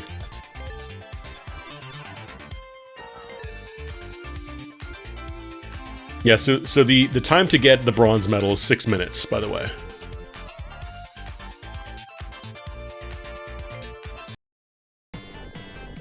So time trial also got changed a little bit. Now you don't have to do this nonsense where you have to get a rainbow drift before starting every single track, basically. It was kind of silly. Made attempts take a lot longer, so they just said, you know what, fuck it.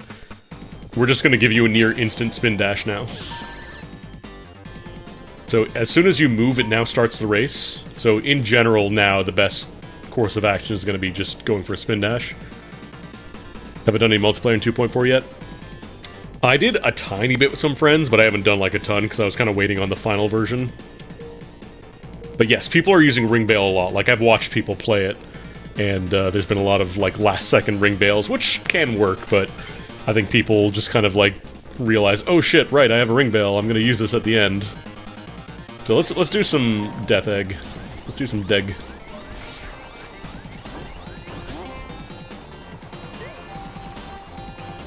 Oh right, I forgot there's the mechanics with the little bumpers here. Little bouncy balls. Oh god, I'm not used to playing in Gear 3. little neutral drift action. Oh god, I'm not used to the layout. I haven't played this track in a minute.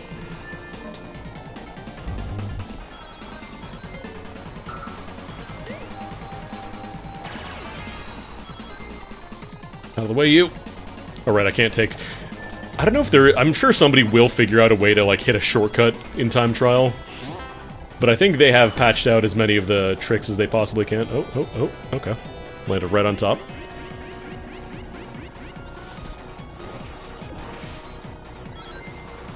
Trying to be a little too fancy here. I keep this, actually. Is that a good idea? Maybe not.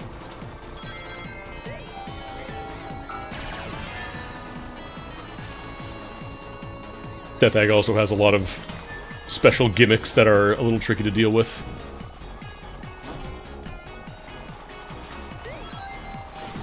I feel like the changes to, like, item distribution might actually help. Like, I think Death Egg is a fine track. I do think it's still a little too long for, like, multiplayer environments. Nope, too early.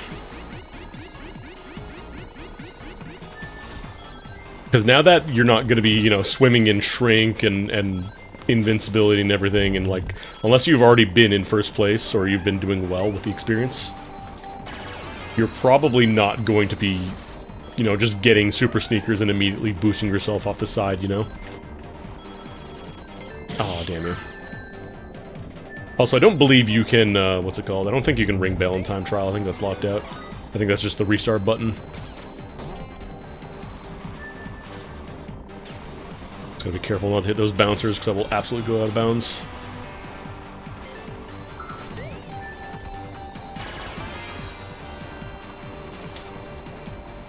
Actually, not too high. For those ones, you want to hit the center pole, because it doesn't send you as high, so you don't have to fast fall.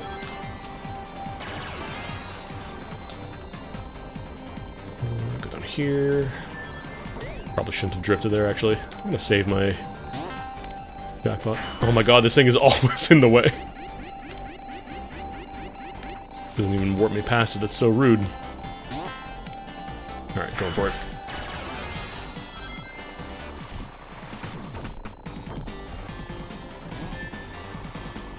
Oh god, right, you lose traction when you go off with Gray Spring normally.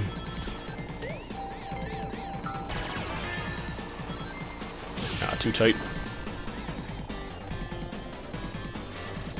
You gotta be very careful with learning Ring Bail, because if you're playing Time Trial, it's very easy to think, oh, I took damage, I'm just gonna Ring Bail and burst back in.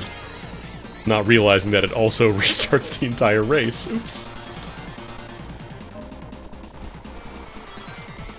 Ooh, ooh, ooh. Oi, oi, oi, oi, oi. I think the best... I think you probably could get some triangle dashes here, actually. If you time them perfectly, hit the boost pad. The other really cool thing is that since they did change all the mechanics for, like, Time Trial, they re-recorded basically every single ghost in the game. Like, there's a ton of different ghosts now.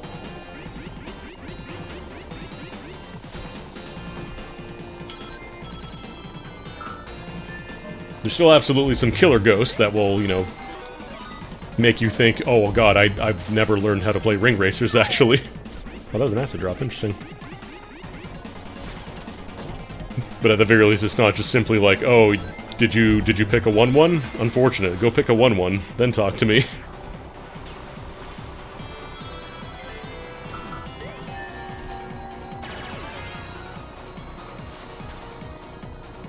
Ah, they're always facing me when I get over there.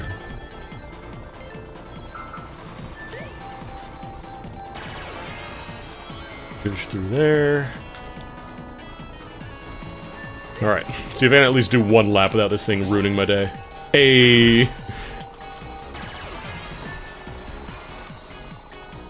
feel like going for, like, triangle dash shenanigans there is actually worse than just driving it straight.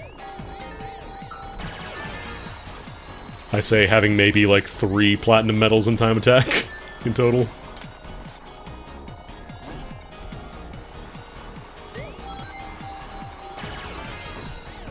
Ooh. Oh, I went too fast. Even with the big booster, I couldn't actually hit the pad.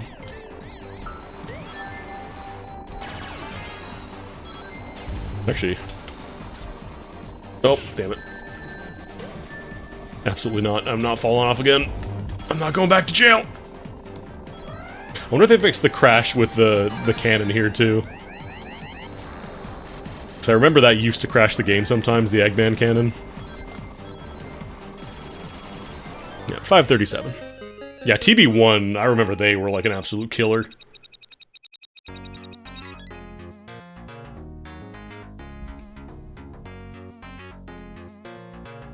I don't think it does that anymore, I'm pretty sure. Yeah, that was only a bronze. Oh, I was literally 68 milliseconds, or microseconds, whatever, centiseconds away from getting the silver, unfortunate. But yeah, you can view the guests, so... or the replays, I should say, so there's like best time, best lap, and then just the staff ghosts as well, so...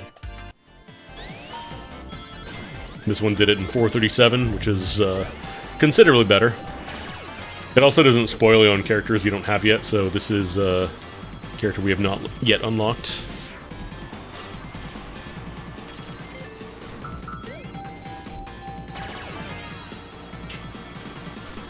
Death Egg is also a very good use case for why you enable like a relatively short end of race timer if you're playing multiplayer outside of like with friends. So otherwise somebody will absolutely take forever to finish Death Egg.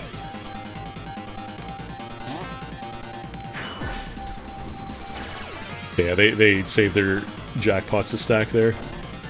They're also not going for any kind of triangle dash stuff there.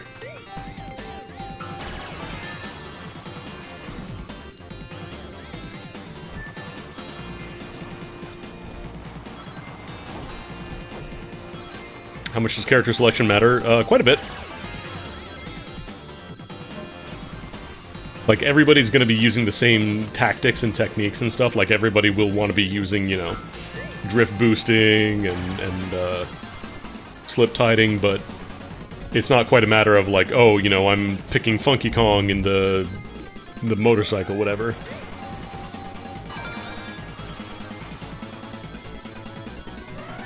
Because everything kind of equally, not equally, but everything balances it out, so like, you know, the fast acceleration character is going to start really quickly, but then they can't keep top speed, so depending on the track you're playing, they might be at a bit of a disadvantage if there's a lot of straightaways. They're definitely optimal character a la Mario Kart. No. I'm sure people will eventually figure out, like, you know, for time trials, the best place to pop jackpots and stuff, but it used to be that in time trials, and only time trials, you wanted 1-1 characters like Chao. But, like, good players will kick your ass with anybody, basically. Like, there's a character that actually just changes to a random character every single lap. That's kind of like your show-off character. The only mechanically different one, but aside from that, everybody can basically do the same stuff, so... You're not going to be seeing endless Funky Kong lobbies. I do feel like there are some characters that get disproportionately more playtime, but that's probably just because they're the starters. Like, I feel like I see a lot of Amy, I feel like I see a lot of, what's it called? Metal Sonic.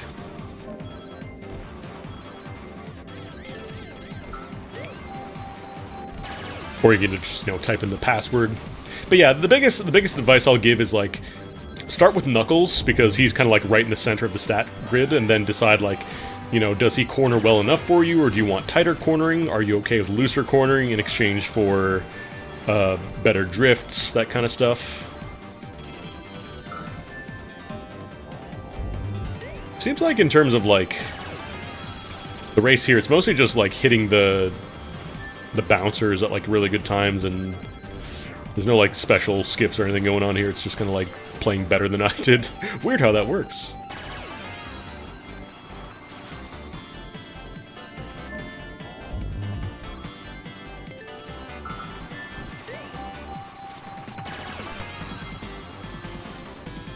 Yeah, like, in the previous update, bagging was pretty strong, so, like, if you were playing a character that took a while to get going, if you were playing, like, you know, Metal Sonic or Mecha Sonic or whatever, then you would probably have a harder time starting off. From what I understand, I didn't really play him, but apparently Sonic, like, himself was also kind of suffering in online lobbies.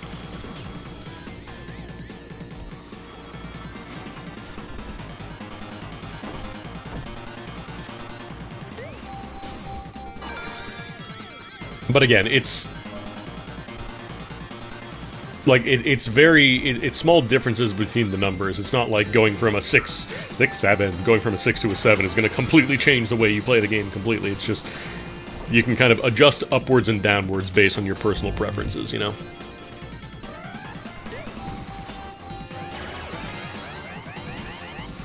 I like Eggman because he's a heavyweight. Like, he's a heavyweight with high acceleration. So, like, you can just pop rings and bully people. It's very funny. It's a really solid Death Egg. Also, the other nice thing with the Ghost replays is you can see all their inputs and stuff, so you can see exactly what they're doing. There's no hidden tricks of like, haha, I know something you don't, but I'm not going to show you what I did. Kind of curious what the fastest, like... You know what I want to see, actually? I want to check... where is it? I want to check Pico Park really quickly, because I'm kind of curious what the new platinum times for that look like now. Or the new best, like, ghost times, I guess. Pico Park used to be very silly.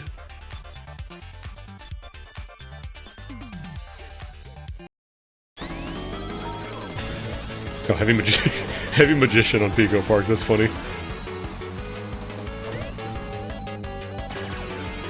Pico Park is just this game's equivalent of Baby Park. You drive left. That's it.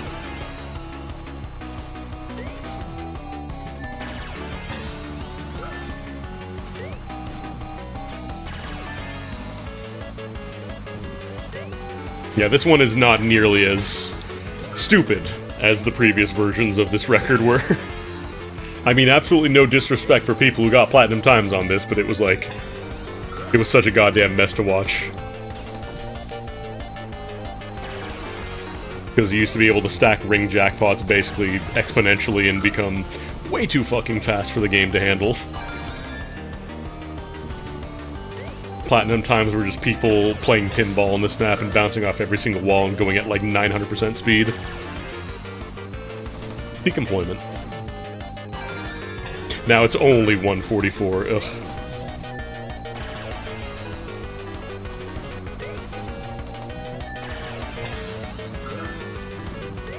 Because yeah, beforehand, Time Attack very heavily favored 1-1 characters due to their handling and the amount of ring jackpots that were on the maps. Have I unlocked the new hidden track for 2.4? Yes. If you're talking about the Vaporwave map, yes. I haven't actually looked at the ghosts or time trials for that, though.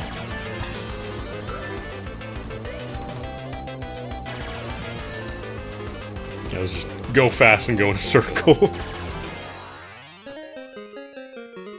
I do like how, spoiler alert, that's Heavy Magician. I do like how for Heavy Magician, the transformations that you don't have yet get silhouetted correctly, but then when she transforms into a character that you have, it goes back. It's really cute.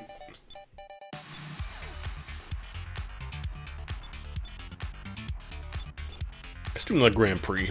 Grand Prix. Oh yeah, I could also show off, because yeah, when you do, well, I guess I haven't done this one yet. Once you attempt a special stage for the first time, you get to practice it. So you can do it without all the pressure, and you might need to practice this guy a lot, Atlantis. Probably will need to practice this one a whole lot. Or you can play the egg prison modes again if you want. Just like 2.4 it's like so many new mechanics, but also just like so much refinement that isn't immediately apparent, but compared to 2.3 makes it feel so much nicer. Let's do Aqua Cup. Let's see if we can get that emerald, actually. Hold on, a new challenger's challenging me and Melty, or Uni, sorry.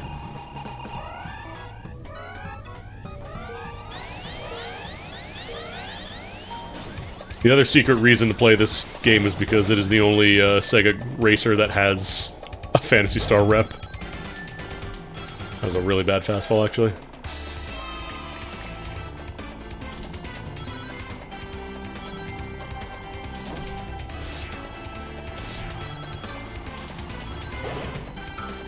Cool thing is that once you unlock new music tracks, they get like shuffled into the pool for the ones you already have.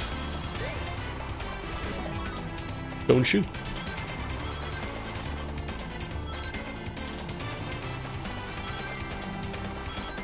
Can I make this? I can. Absolutely I can.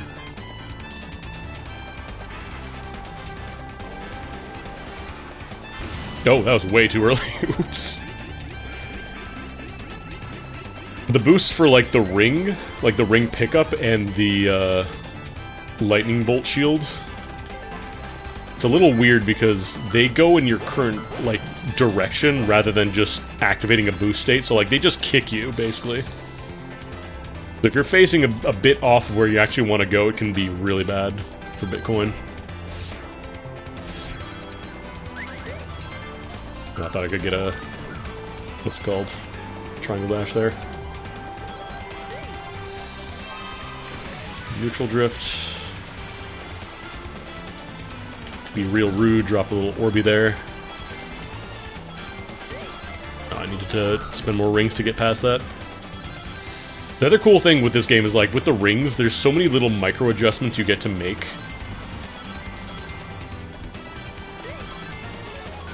And the best part is, since they're with rings, like, you don't actually have to spend... you don't have to give up your speed to do it if you have enough rings. Like, you can quickly pop a few rings to extend your drift and make it go a little bit wider. You want to make a turn without losing any speed on it.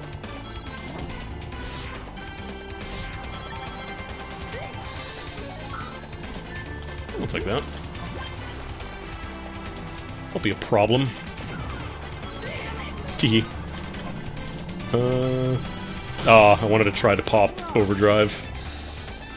Could have ring bailed, but... you have another one? Yeah.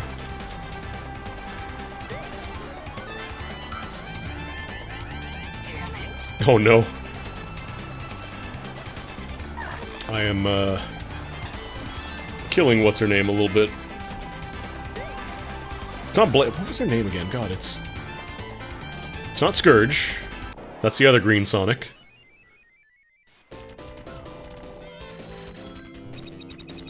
Not Blaze, that's the cat. Surge. Skirt, that's why I thought it was wrong, because it's Surge, and I heard Scourge, and like, that's definitely not her. Scourge minus the K.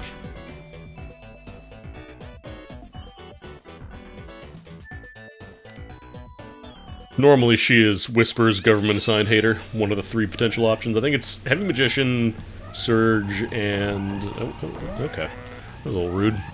So that's what happens when you touch the starting line before the race starts. You get sent to the bench for a second. Everybody else gets to start before you. That's right, Surge fucked up too. Yeah, they did 9 release candidates for this, like, version 2.4, which is so wild. They like their game. They want to succeed. They want to put in the work to balance it, and I appreciate it. And I want more people to play this game, because it's so fucking good. Problem with playing against CPUs, like, it's fine, but... you just don't get the same kind of mind games you get against with other people. Like, you don't get the enjoyment of, like, actually getting a fucking hilarious snipe across the map or going for, like, the goofiest strategy that works. Yeah. I scratched my nose for a second. I thought I had a good neutral drift there. I actually do a funny little... probably not, like, a ton of speed there. Nope. I can see 3 seconds in the future. I know how to deal with you. But you'll notice one thing I do a lot is also, like, rather than just spending all my rings to go up a hill, I'll kind of, like, tap and feather the rings and spend them bit by bit.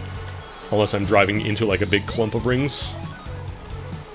Because, like I said, remember earlier how I mentioned that there is kind of a soft cap on how much speed you get from rings, so generally it's better to spend your rings to get up to speed.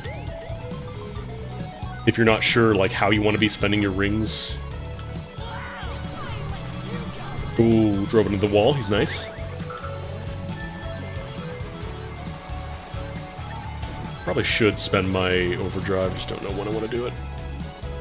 Oh, can I get the one? Yes, I can. No banana peel for me, thank you.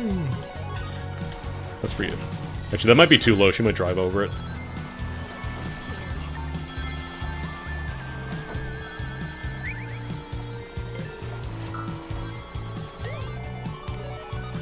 Want to try to shoot the Orby, but she will probably drop the bumper. Oh, he's nice. Go to hell. I don't even have to spend my overdrive. I'll just take it to the finish line and save that for somebody else.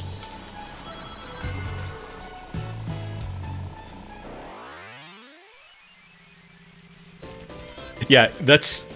I feel like so many people would do a lot better at the game if, rather than try to spend rings to go faster, you just spend them focusing on, like, picking up after mistakes, or just to maintain speed on, like, slopes and drifts and stuff. Because a lot of people tend to spend their rings as fast as possible, and then, like, the whip is potentially very strong.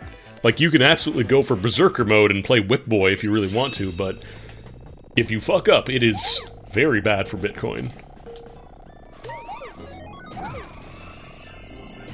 Oh, that's a great aim. There we go.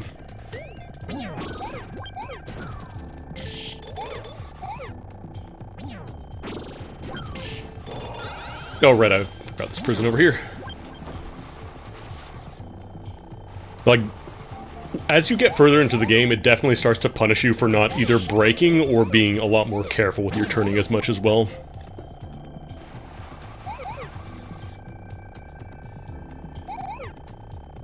Like, the only track that I feel is really maybe a little too precious for its own good in terms of, like, punishing you for going fast, I think it's, like, Lavender Shrine Classic I don't really like. Oh my god. Slope is messing me up. Oh, I don't know if I can make it in time. 2, 1. Oh, no, come on. A little off. I wasn't sure if it was going to bounce off the fence, so I wanted to make sure I had a clear shot.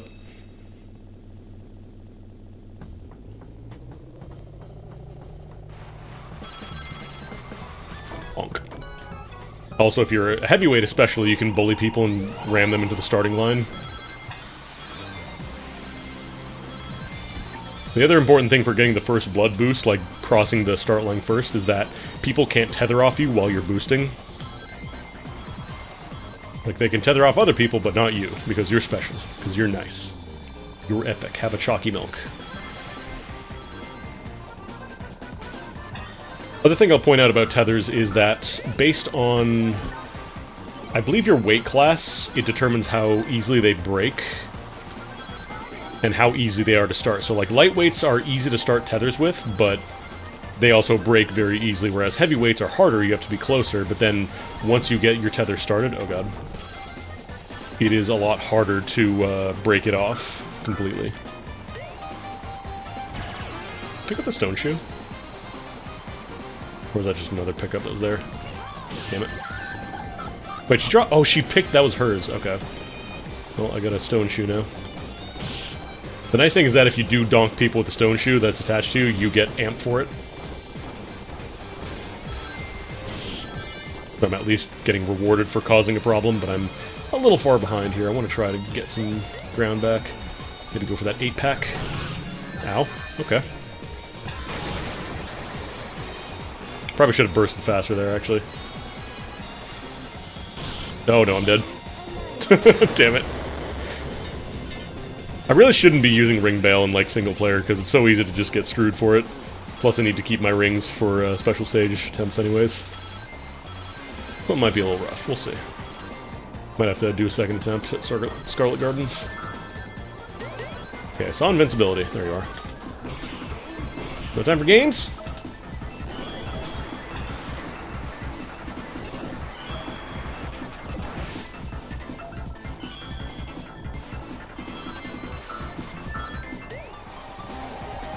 Yeah, I'll take an 8-pack, actually. Man, the CPU is really cooking on this one. I know I blew up, but man.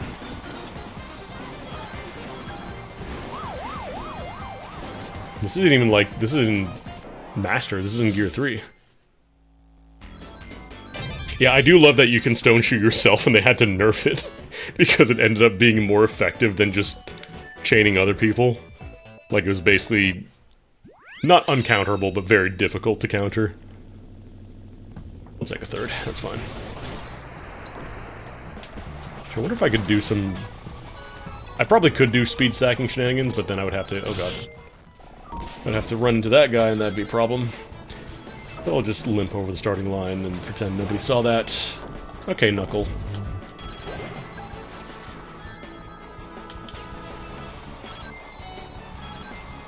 I believe they also added like a consolation prize for the starting line stuff, where even if you don't get first blood, as long as you start, as you cross the starting line pretty quickly, you will still get a little bit of amp. With some amp charge. Ah. I think... Actually, I don't know if you can still go over that one with the bumper, or with the launch. So I remember you used to be able to pretty easily go over the shortcut, and I don't know if that is still intentional or not. That's gone now.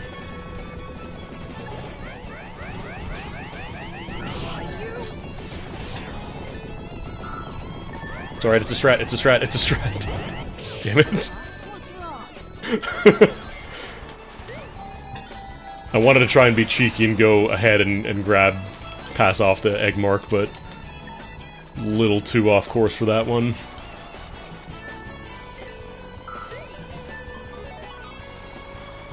That's too tight. Oh, it's perfect, actually. The line. She is how you say moi. Chef's kiss.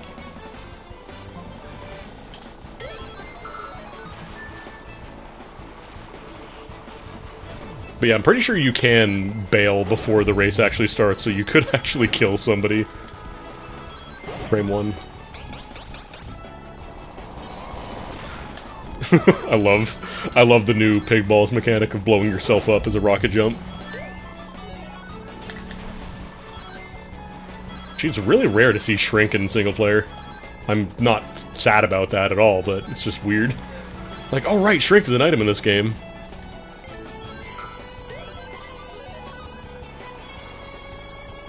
This might be too early. There we go.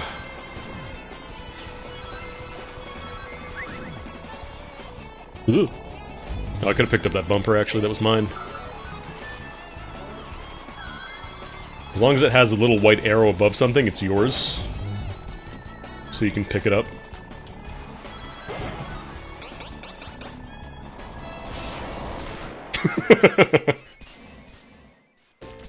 Oh, I couldn't tell if that is the actual... Is it just when you're in tumble state, or is it... Do you have to be specifically in I am about to explode state by tumbling over the finish line? I wonder if you can get the funny sign with pig balls. V1 when Shrink was always disabled. Are you talking SRB 2K or just Ring Racers?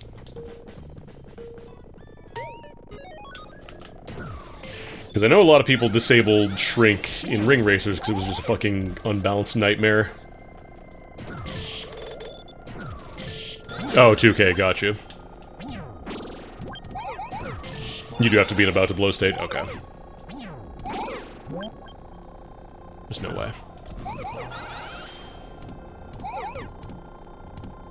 They could make a... I feel like Mario could probably be a pretty alright kart racer, I think. Oh, wait, how would... How would Yoshi drive a car? How is it... What? Always the one over the pit. Literally always picks the one over the pit. Yeah, because he's not really like a fast guy.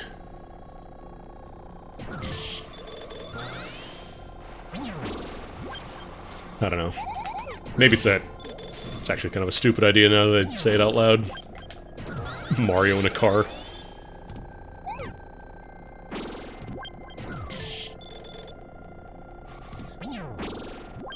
Do I have to go from this side, actually? I love the deep cuts in some of the tracks, like this is the fucking media demo for the Sega CD.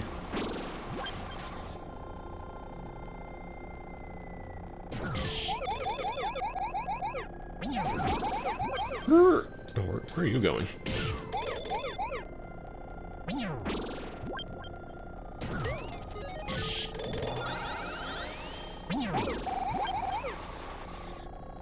Actually, random question for anybody who's like really into this game. Does anybody happen to know if they have like better documentation for server stuff now? Because I think last time I checked, I don't think they had any good way to like display how to get a dedicated server running. I wouldn't mind having that information.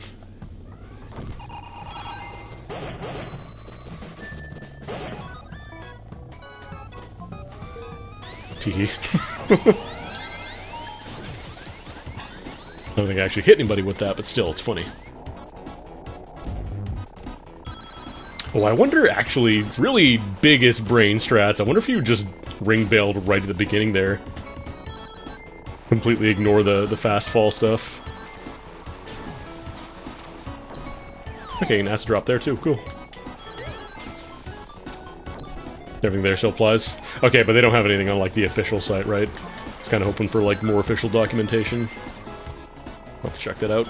Oh, right, these poles are not intangible. SPB? Really? So I can explain SPBs now. They're kind of this game's blue shell equivalent. But rather than just kind of inarguably hitting you, they now instead chase you based on your top speed. And it is possible to outrun them as long as you're driving well and don't, you know, start hitting hazards or going off course. And the longer that you outrun an SPB for, the less it actually hurts you if it does hit you.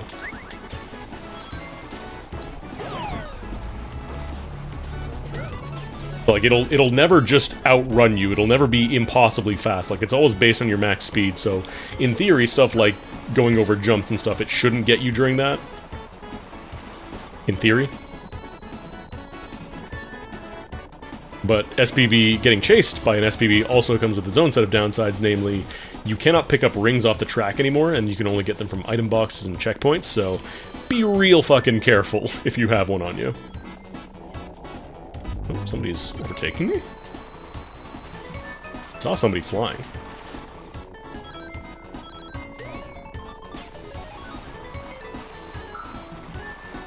I think they might have added those fans, actually. I don't think they were there before. Oh god. Who? Who dares? It will change targets if somebody else gets in first. What is Heavy Magician doing right now? What is she smoking? Why is she going so fast? Yeah, that's what I thought. Oh no, ring sting. Oh, you really had overdrive? That was a clusterfuck at the end there. Yeah, the other thing with SPB is that it does drop energy rings behind it that anybody can use to speed up, so it's a lot more interesting. I think the items... Not that I'm shit-talking Mario Kart, but I think it's a lot more interesting from a competitive standpoint, because it's a lot more items that you actually have to kind of control on your own versus items that you just kind of press the button and it goes off, you know? Can I hit these from here? I can. Am I going fast enough? Okay, we're good.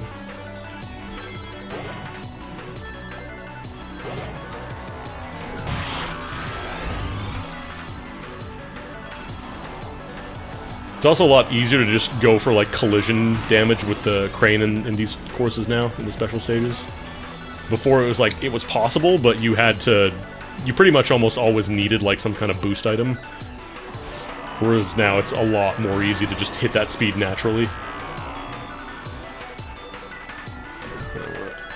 Spend some rings here. You just gotta be careful because it does still have collision and you will bounce off of it into a pit if you're close to like an edge or something. Oh, I want to land on it. Oh well.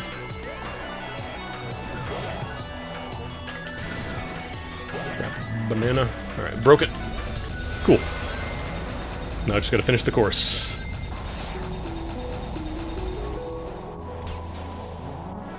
Which can be surprisingly difficult depending on which course you're playing.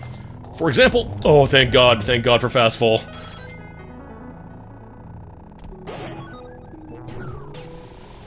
If I didn't fast fall and course correct there, I would have absolutely gone to the pit.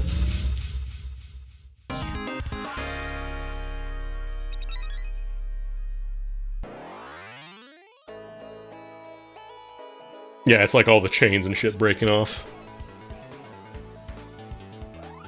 I'm kind of surprised I actually got the special stage on that one. I did not do very well that time. S rank, really? Okay. I'll take it. I don't agree, but sure. Bat. Oh, for Darkvile Castle. Yeah, I guess I have to do all these on the first page to count for them to count as Super Emeralds. S rank now, just get special stage and beat on first try? Okay. So I think the first RC, they made special stage requirements way, way higher, and I think they overcorrected, because, like, I can pretty consistently get special stages for the most part, but even then, like, I feel like I was doing pretty damn well and still not getting them a bunch. So they relaxed that a little bit.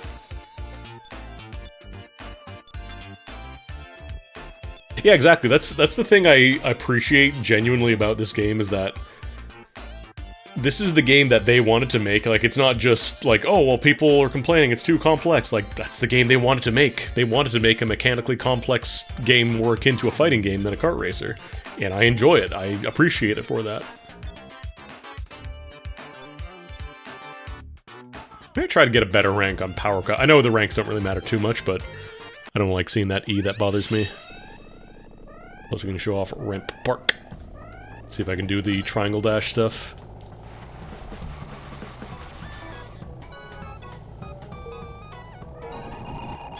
Is this like an ice surface or something?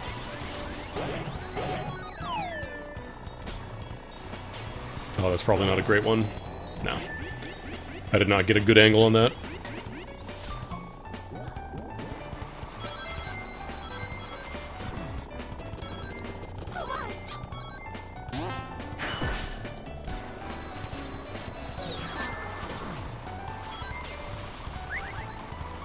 Rainbow. So yeah, you saw there, the item boxes appeared after I crossed the first checkpoint.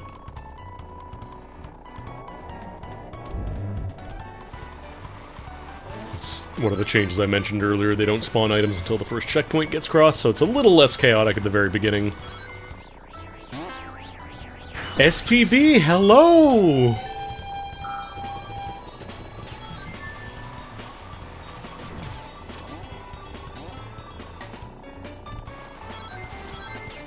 Oh my god, SPB, hi!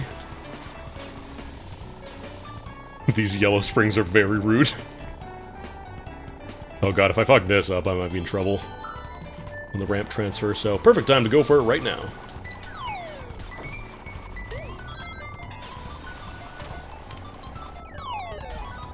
Alright, not too bad. Could have grabbed my banana there, but didn't want to risk it. No, the SPB on my ass. Oh, triangle dash before E-brake, okay. Got it, got it, got it.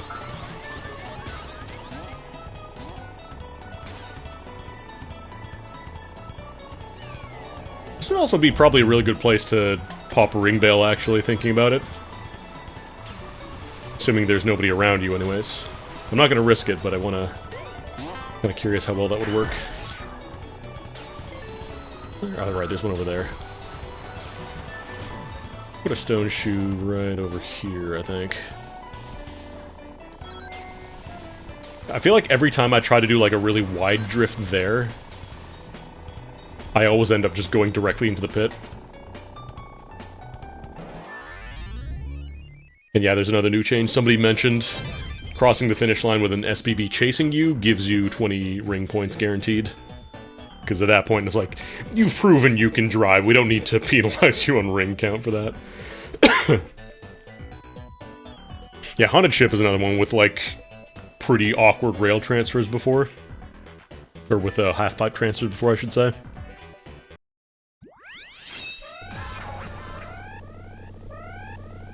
Welcome to the Evangelion map that isn't actually Evangelion anymore. Hee hee. Hee hee. Hee hee.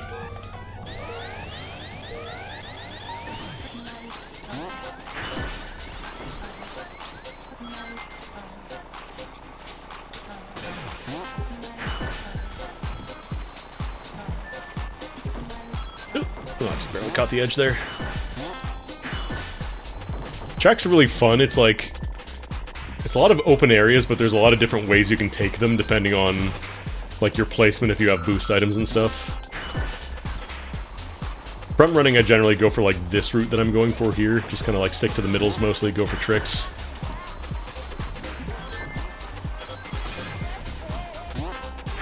Oh, I did not mean to right trick there. Absolutely does not let you go through tripwires, in case you're wondering. Doesn't work.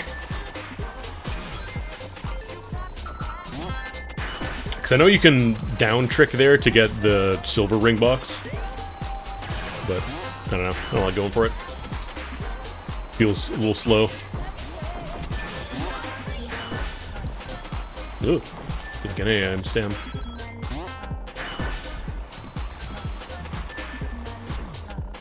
Just gonna tether off of... Who is this? Is that male?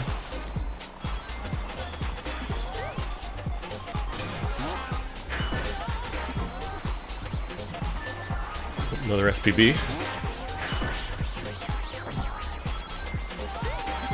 Trying its best.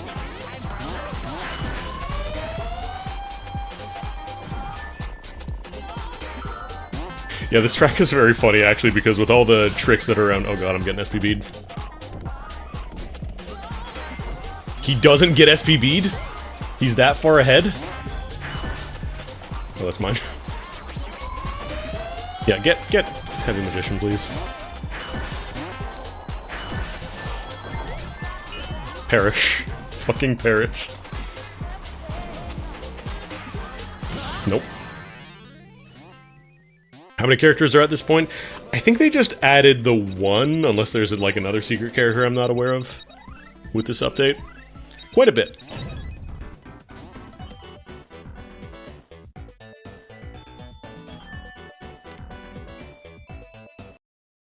Just the one? Alright. Welcome to Peanut Palace.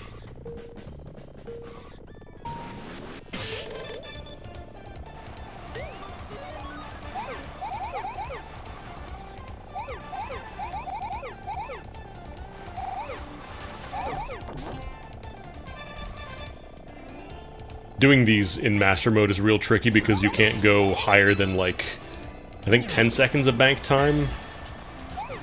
Like, there's a cap on how much time you can bank by just blowing up prisons, so...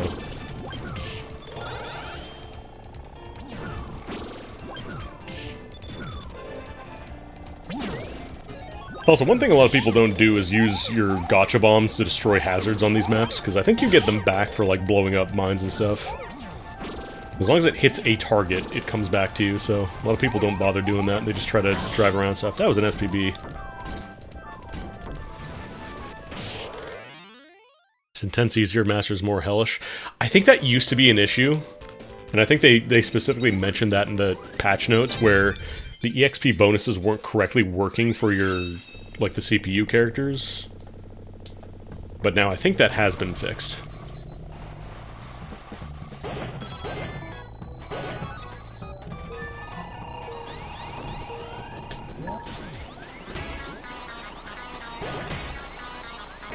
I'll take these turns way too tight. These are bad lines.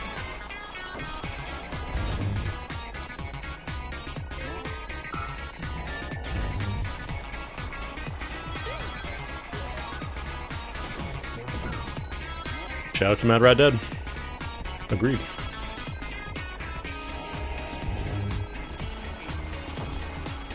I'm gonna go for triangle here. Which is a little awkward. I can't turn super well there.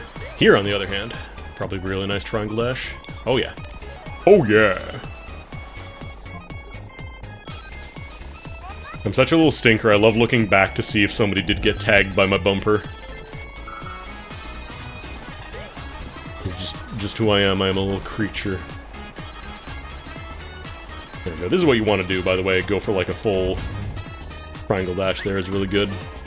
Not sure if it might be better, actually, just let it rock and go for triangle dash here instead. No, I would like to keep my XP, please. Thank you. I believe they also did buff the range at which the check marker shows up.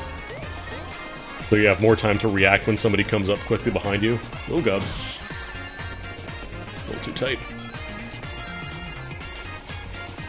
They don't have a drift gauge, no. I don't know that's ever going to be a thing. I know a lot of servers have that add-on, but I'm not sure if they ever plan on doing that. I don't know why I popped that. That was probably a waste.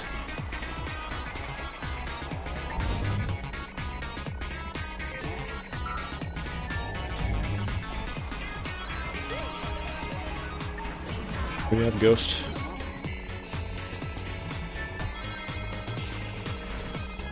I think on third gear you bang your head on the ceiling on that turn there.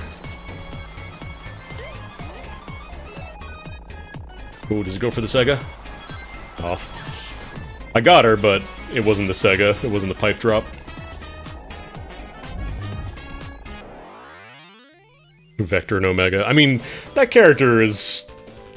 I think a pretty good ad. Well, I don't mind that pull. The new one that I haven't actually unlocked yet. Also, I'm pretty sure people do have, you know, Vector and Omega mods, so you can just pretty easily drop those in, because character mods are super easy. Oh god. They don't really need any, like, special coding aside from just, you need the sprites. You need the sprites, and you pick a weight and speed class, and that's basically it. Oh god, I've never really practiced this with First Blood boost before.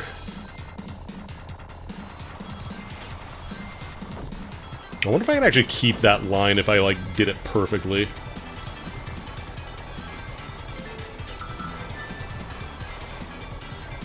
So I think this one, it's pretty good to go for a triangle boost here.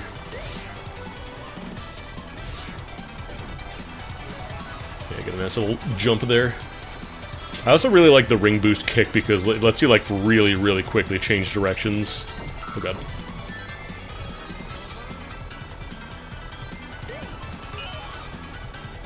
That was a terrible turn. What am I doing?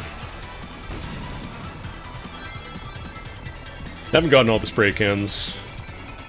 I know they added the mechanic where you can find the medallions afterwards to kind of give you something else to hunt for once you're done with the spray cans. Ooh, he's fine. He's so nice. He's so goddamn nice. I'm not going for rainbow there. I'm not greedy.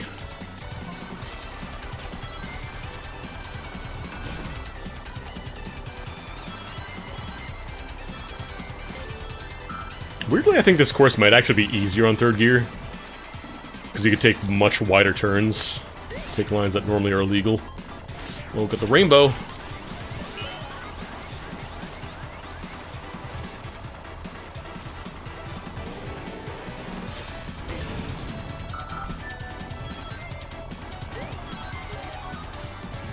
I'm a little bummed that lightning is no longer like an instant shock. Like, I know it was way too strong for defense before, but it was nice to just have the button that says, you are not going to stand near me anymore. Regards the management.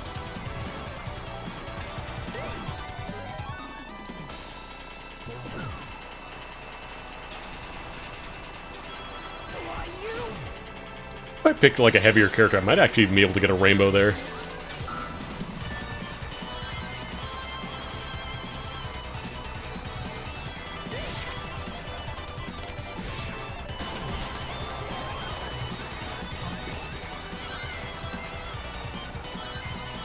It's actually better to go for those rings or skip them.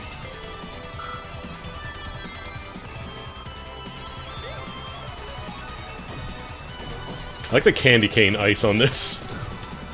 Like the red and white. Oh, I missed the rings. Oh, there's more here, actually.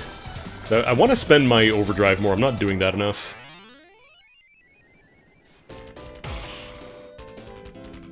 If it wasn't Sonic themed, never would have given... I mean...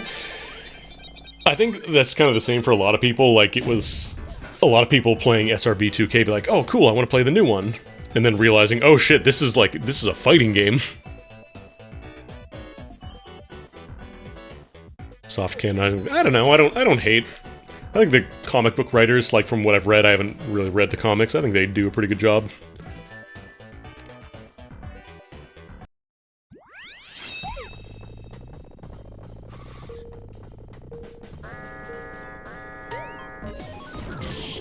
I'm just gonna do a couple shots out and see if I can tag any of these from down here. Oh, he does? He does tag them?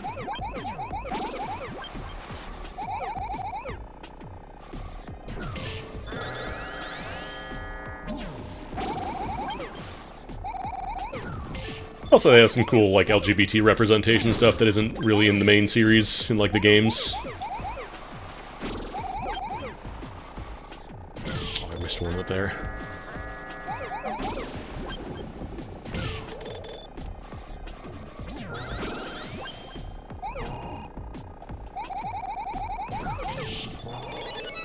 Oh, nice. I was gonna fall down up there instead.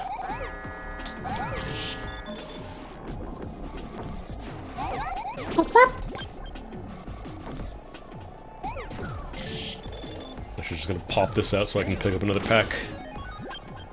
Cracking packs here, man.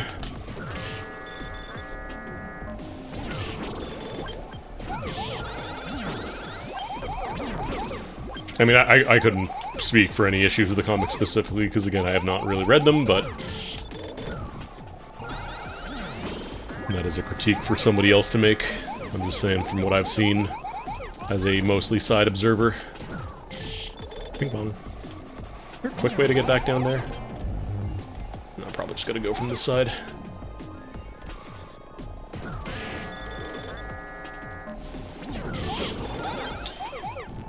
God, this one's probably a nightmare to route for Master Mode. Because you can't just bank a bunch of time and grab them all, you have to make sure you're constantly, like, keeping track of where everything is. Where is this one? There we go.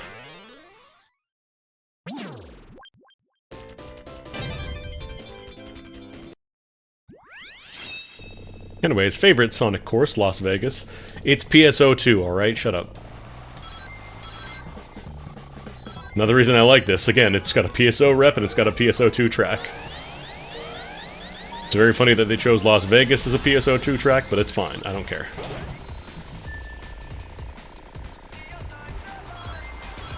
Oh god. Let me just slam into every wall.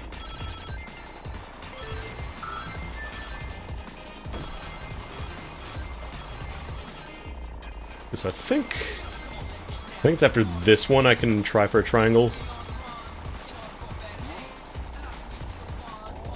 Getting a little boost there. Oh, got right in the rough though. Not sure that actually saves me a ton of time. Oh yeah, they got the PSO. This is actually one of the rare tracks that has like a scripted music change on the final lap if you're in first. I kind of wish they would just make the music change work for everybody instead of just the person in first, but...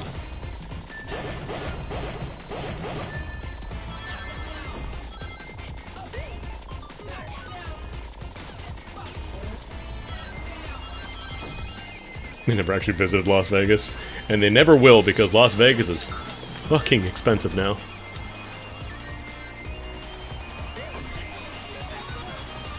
You're shooting that forward or backwards? You're shooting that forward, right? Okay, good. Thank you, Heavy Magician. Please let me just do this in first, please. I want to hear the track change. Yeah, we got it. Okay, cool.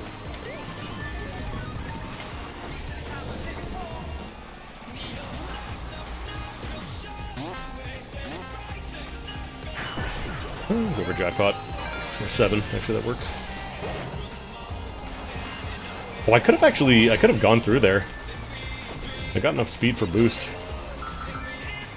I'm gonna try the stupid strat here. Oh, he's so goddamn nice. He does it. He does it perfectly. Wait, was that the acid drop prompt there? Can I do a rail grind transfer? Hold up. I heard that noise. I heard that little ding-a-ling.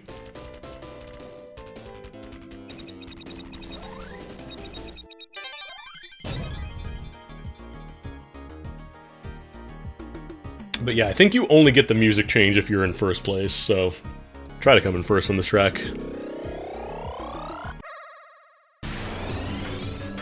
Oh, which one is this?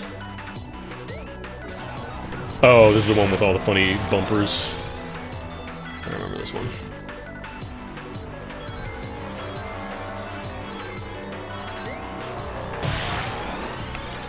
Nope, I need speed!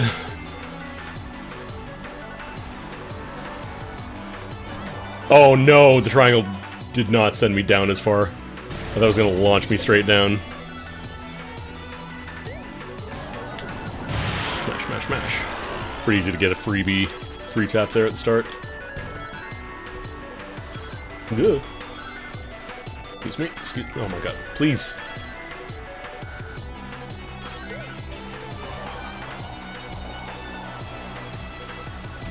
Trying to be a little too fancy here, but I got a rainbow boost. That's pretty cool.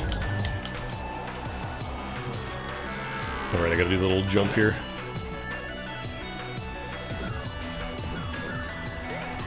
Got one. Could take those.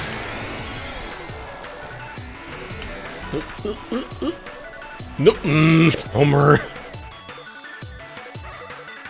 I believe the timing on the rotating stuff is scripted. It's just that if you even deviate like a second from what your actual plan is, you just end up donking yourself over and over again. Oh, that's an SPV, damn. That far behind, huh? Yeah, let's maybe not go for rainbow boost here, that was a little silly. Maybe just do that instead. Oh, I got two.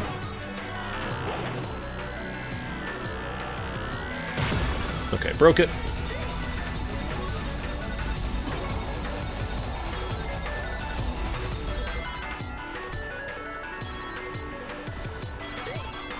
Is this the one with the roulette?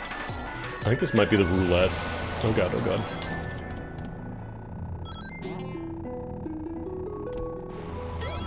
Just because it plays the funny, nice, calming music doesn't mean you're done. You still gotta finish the track.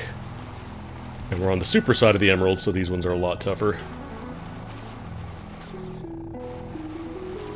A lot ruder.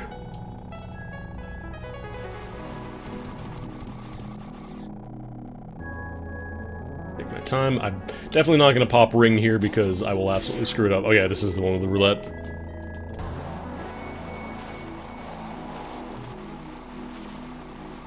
No, no rainbow. Unfortunate. God, Triangle Dash is such a cool tech, man.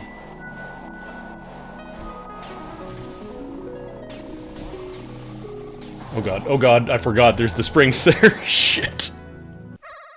Let's do it again.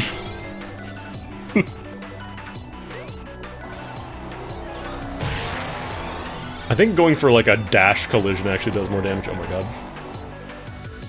You can't really brake when you have boost, by the way. In case you're wondering, like, oh, why don't you just simply brake when you go fast? I can't. I wonder if ball hogs are any good with the new launch thing now. Oh god. Oh god, oh god, oh god. Well. We might not be getting this emerald. What am I at now? 4 more lives. Fuck. Like, I wanna... That might actually work. Nope. I'm going for really stupid stuff. Like, I don't have to be doing this to win. I can play way safer and still get away with it, but I'm just trying to do dumb guy stuff because I'm streaming.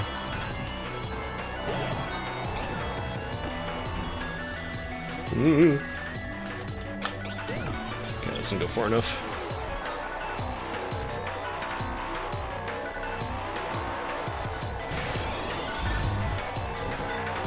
Oh, I cannot slip tide that quickly, huh? Thought it was nice. I feel like it might be better to sandbag a tiny bit at the start here. As much like in single player, it actually does control, like, your item odds are determined by how far away you are from the crane, so... It might actually be better to sandbag a bit so I get the triple Orby to start. Oh, hey, that was rude, you knocked me out. Yeah, I don't think we're getting this emerald.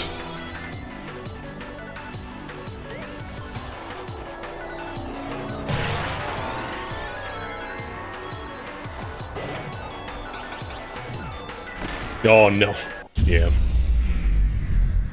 I don't think you lose rank anymore for trying the emerald stages, which is nice. It's just, it's a lot harder to gain the rank.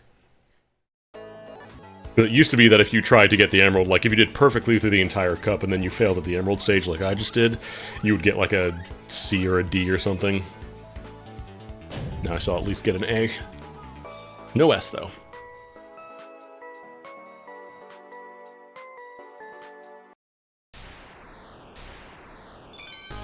Got some music.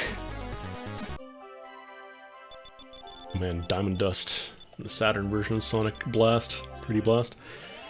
But yeah, that's Ring Racers 2.4.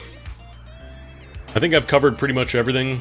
The VOD will be up on my YouTube channel if you want to watch like the first chunk where it's mostly just me talking about mechanics, but I genuinely think that 2.4 is like not only the best update it's ever had, but just also like it brings it into kind of almost a new game in a weird way. Like before, if Ring Racers was Street Fighter 2, then this is like Super Turbo. And I think genuinely, if you bounced off it before, then I think you should give it another try. I think you would really enjoy it. Just please do not skip the tutorials. I know they can be long. They have been broken up a little bit, so you don't have to do them all at the start now. You don't have to retain every piece of information anymore, but I still do recommend you do the tutorials. Don't just like try and skip through them because you know how to play, you know, other racing games. There's a lot of important mechanics, and most importantly, do not get frustrated. It's a lot like learning a fighting game. You will feel like you get cooked. You will feel like you can't do anything right, and then the more you play, the more you practice, you'll be getting better at it. I promise. Promise you'll be better. And there's a lot more information inside the game now. There's also the online manual, so you can view that. That's been updated for 2.4, so all the new items are in there. The new pick balls, that's all been updated, so all the mechanics are in there. If you ever need to refer to it later on, I highly recommend it. And again, you can always revisit the tutorials later on if you want to. They're not locked off, it's not just a one-time thing. So please, if you're willing to give it a shot and learn, then I promise you'll find a really fun game here. I also recommend, like I mentioned earlier, don't feel too bummed out if you don't do the emeralds perfectly or whatever. Those are hard. The emerald stages are legitimately really hard. And you're probably not going to get them your first time. If you do, great. But don't feel like you have to do them because you're going to unlock Supersonic or the best character in the game or whatever. It's just the harder difficulties and bragging rights, basically. And there's also passwords to unlock everything if you want to. So even if you decide you don't want to do that, you just want to have them, just type in the passwords, or you can use the little challenge skip items that they give you for doing races, and you can just skip them. And you can still get the rewards for them. Beating them is just bragging rights. But I think that's going to do it. I might do some multiplayer lobbies now that I've kind of done my beginner primer. For any folks that showed up and learned something, I hope you give it a try. I hope you learned something. Maybe if you played 2.3, you weren't feeling it. I hope you get back into it now. So I'd love to see more people play this game. I think they did legitimately a really, really, really, really good job. And the year wait on the development for 2.4 was absolutely justified. Because they added so much stuff, and there's so much love and care put into this game that I feel like a lot of fan games, I'm not saying there isn't love and care put into them, but a lot of them do feel just kind of like rough around the edges here and there, whereas this feels like a polished retail release. This feels like a game that I should be paying $40 for. And the fact that you can just get it for free, the fact that you can just download it and have it for free, you don't have to have Doom, you don't have to have any Sonic games, you literally just, it is completely 100% free. I think you owe it to yourself to try it. Anyways, I babbled enough. I'm going to raid you all over to Matt, Mini-Matt, playing some Bazaar. If you like your auto-battler style games, you'll probably enjoy that, and if not, you'll probably enjoy Matt anyways. He's a good dude. But that'll be it for me. I'm out. Play Ring Racers. And I hope to see you all tomorrow. Right, I probably will do some MGS5, because I do need to get back on that horse. Maybe I'll do like a Ring Racers lobby on Thursday or something. Now that you all have learned, you all can come and kick my ass. Alright, have a good one, gamers.